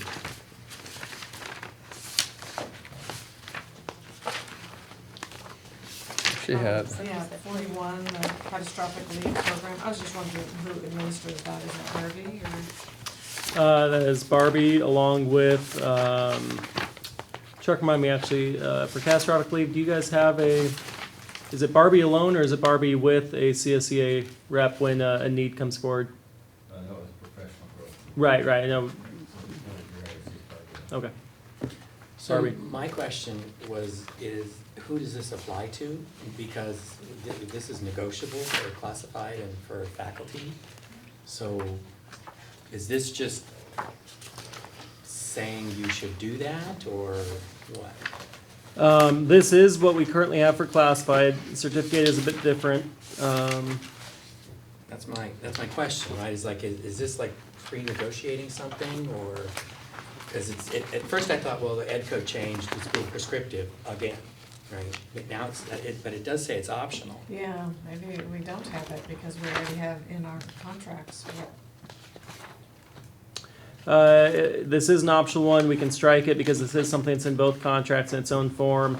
In general, I am, well, I shouldn't say in general, very specifically, I'm a big proponent, a big supporter of people helping one another when there is a catastrophic event. And so the fact that this is one more step that allows us to have staff rally together when someone does have one of those events, I don't think that there's any harm in having it in here, but since it is optional and we do have governing provisions in each contract, it's fine to. Well, my other question was, though, do we have a similar program for unrepresented employees in the district?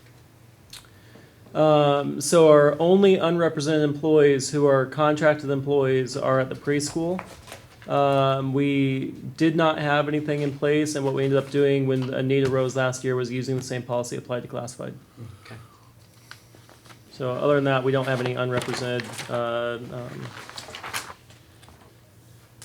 contracted staff. Again, substitute teachers and some of those folks, of course, are, but we don't allow them access to this.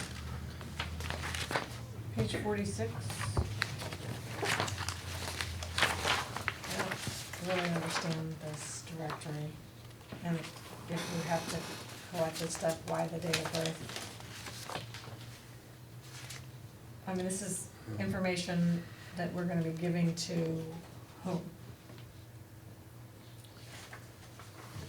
I asked these questions, I wrote down the questions, but then I crossed them out, because I wasn't The sure. directory does not include a student's citizenship, yeah, I get all Yeah. that, place of birth. Some of it makes sense to me, like if it's for a sports team and you're sending in rosters, Right. that made sense to me. It also made sense to me if we're sending information to colleges. It also made sense to me for academic clubs and other groups to share among the students in that group so they could contact each other. But I don't know what we currently do and what we don't do. I was just trying to think where this would apply. Yeah, Well, okay, I isn't guess that maybe what it you're right, says maybe here? once I figured out the ed code stuff, I'm wondering why we have to include the date of If birth. you look at page 49. Why the date of birth? Yeah. Well, for one thing, for purposes of being able to collect ADA and the student to know whether or not they actually are eligible for public education on the front end, on the early age, as well as on the back end, as far as when someone ages out and when services are, you know, shipped. There were probably Well, I some know we have CIF that rules information, but too. why do we have to share it? Well, again, so this is, I mean, this is a definition section, you're talking about what directory information includes, and then separate from that is the different provisions of, Oh, okay. you know, what can be shared and when and with whom. All right. Um, And I didn't have 49. questions on those pages, so, okay. I would think the CIF has age restrictions, but I don't know. But this is, directory information is information that can be released to the public at any public information request? No. Okay, so who can get the directory information? Because that's not considered an invasion of privacy if disclosed and does not require parental consent for disclosure. That's right. But a What's parent that? can opt out. In or out of this. Yeah. Of directory information. That's not an opt-in, but they can opt out. Okay. I didn't see that. But I don't know if, It's at the third paragraph on 47 of 80. Oh, got it. but I don't know if Okay. we're communicating it well enough for parents to understand it. I think we do. Okay. As long as I they mean, can I felt opt out. as a parent, I was just making sure that we weren't collecting more information than we need to.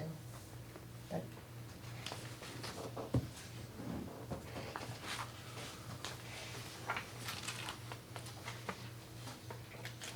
I don't have anything. I don't have any. I only had on page 77, superintendent or designee shall collaborate with regional programs and community organizations to promote safe environments for youth. And I just was gonna say that I met with a representative of the ADL in Santa Barbara, and I would love to see them come into our schools to do programs. If anybody's ever Who are they? interested. What's the- Anti-Defamation League. Oh, They do anti-hate, kind of an all-inclusive, school. They have several different programs that they can do in schools, and I was very impressed with them. I did have a couple, sorry, I have it at the end, but also 57 of 80. I just was wondering, there's some discussion of bullying and then corrective actions for a student who commits an act of bullying. A couple of things. One, wondering, in the real world, how do we deal with like elementary school bullying in terms of what do we do correctively for a little kid who's a bully or acting like a bully or being I don't know what the verb for it. Bullying. Bullying behaviors. What'd you say? Presidential, yeah. Trump, yeah. And then it says that they could include suspension or expulsion in accordance with district policies and regulations. So I'm wondering, what are the policies and regulations that that would, be applicable to bullying? I mean, I assume they're more general. Do you want to start off with what levels of interventions and support and remediation we have for? Yeah, kids? so,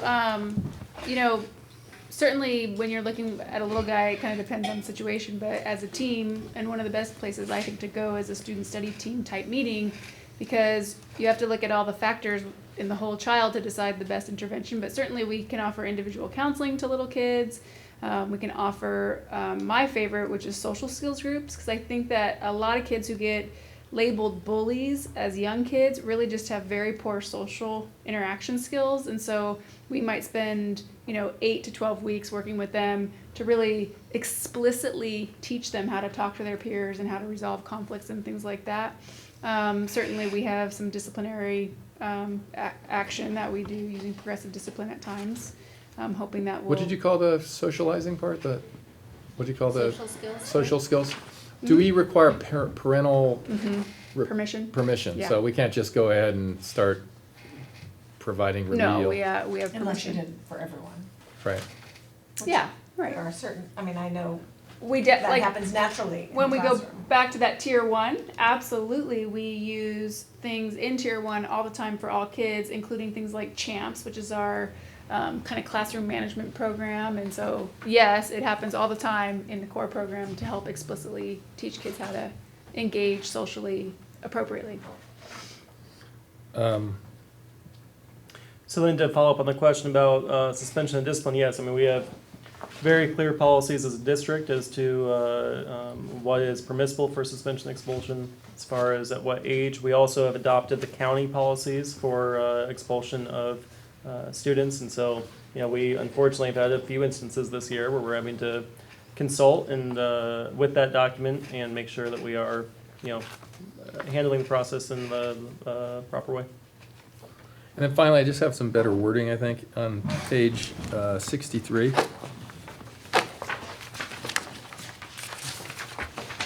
So my problem is this is the lawyer in me. It says the superintendent or designee shall maintain a record of all reported cases of unlawful discrimination. And my problem with it is it could be read to mean that indeed the case has to be unlawful. You understand what I'm saying? Mm-hmm. So what I would suggest is it should say would maintain a record of all reports of alleged unlawful discrimination. Sure. Right? Because that's the point of it. It's Yeah, not. that is It's the not point. that they have to be a legitimate report. Right. It's that we have to keep records of all reports. And it doesn't have to be adjudicated. Right. That's my point. It sounded like it almost had to be adjudicated as unlawful as opposed to just a report. Right, or that putting them in the report stipulates that it was unlawful. Exactly. It's like, not necessarily. Yeah, that's good improvement. Good point. Okay. Did somebody say they had something on 77? Oh, I did, and I did it. That was the ADL. Oh. It was that. Oh, one, yeah. Oh. Yeah, Andy, in terms of these bullying policies, they're really good. They're really good, but in reviewing them, and then when Kevin brought it up, it reminded me that I had a question. They're all focused on the person exhibiting the bullying behaviors. And so where, if it's not there, do we talk about our obligation to the person who's been bullied? Well, there's some stuff in here on that.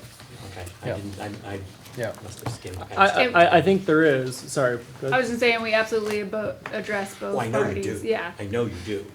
I thought you were going to point out something that we've talked about in the past, which is also about the culture and the responsibility of others involved, not just the bully and the bullied. The but- bystander, Covered, though. Exactly. We say we have a policy against that, and so all of that other stuff feeds into that.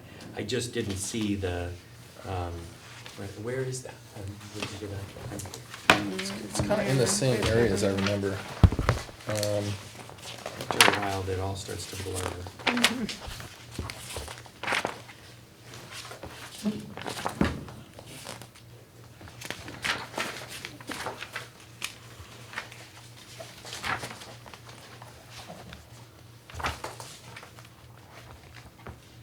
You know, there's, for example, the bottom of 55 of 80 talks about cyberbullying. It says the student who is the alleged victim of the bullying shall be given an opportunity to describe the incident, identify witnesses who may have relevant information, provide other evidence of bullying, and then I think there's also some supportive service descriptions.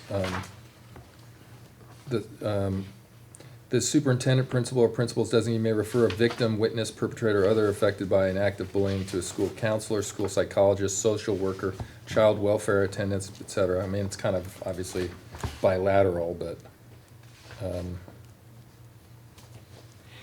yeah. Intervention. Students are encouraged to notify school staff when they're being bullied or suspect another is being victimized. In addition, that we have developed means for students to report threats or incidents.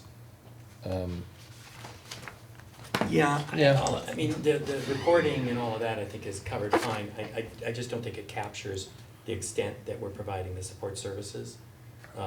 Just a reference that we could do some things is compared to the balance of the 90% of about the bullying person. Just, I don't know, it'd just be helpful if we could be a little more explicit about. Within the board policy? I think so. Okay. Yeah. We can. And it just seems overly focused Add on something on what one we side just- of that transaction. Let's see what we can do. Yeah, I don't have any good ideas, unfortunately.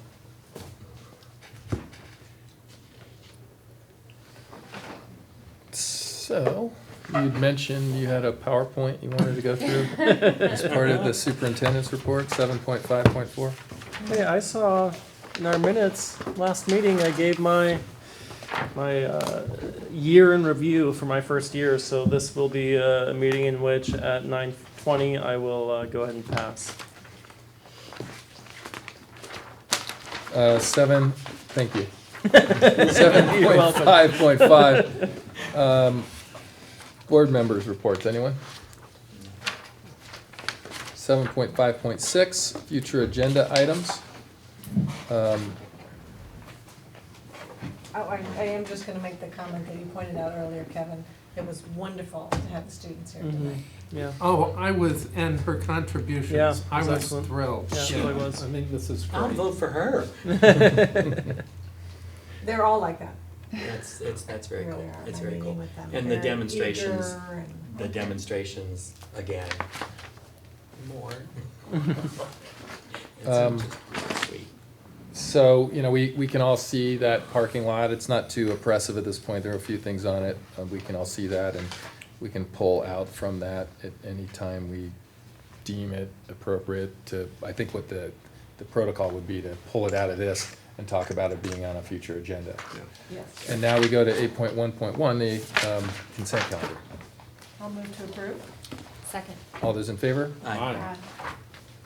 I think that's it, right?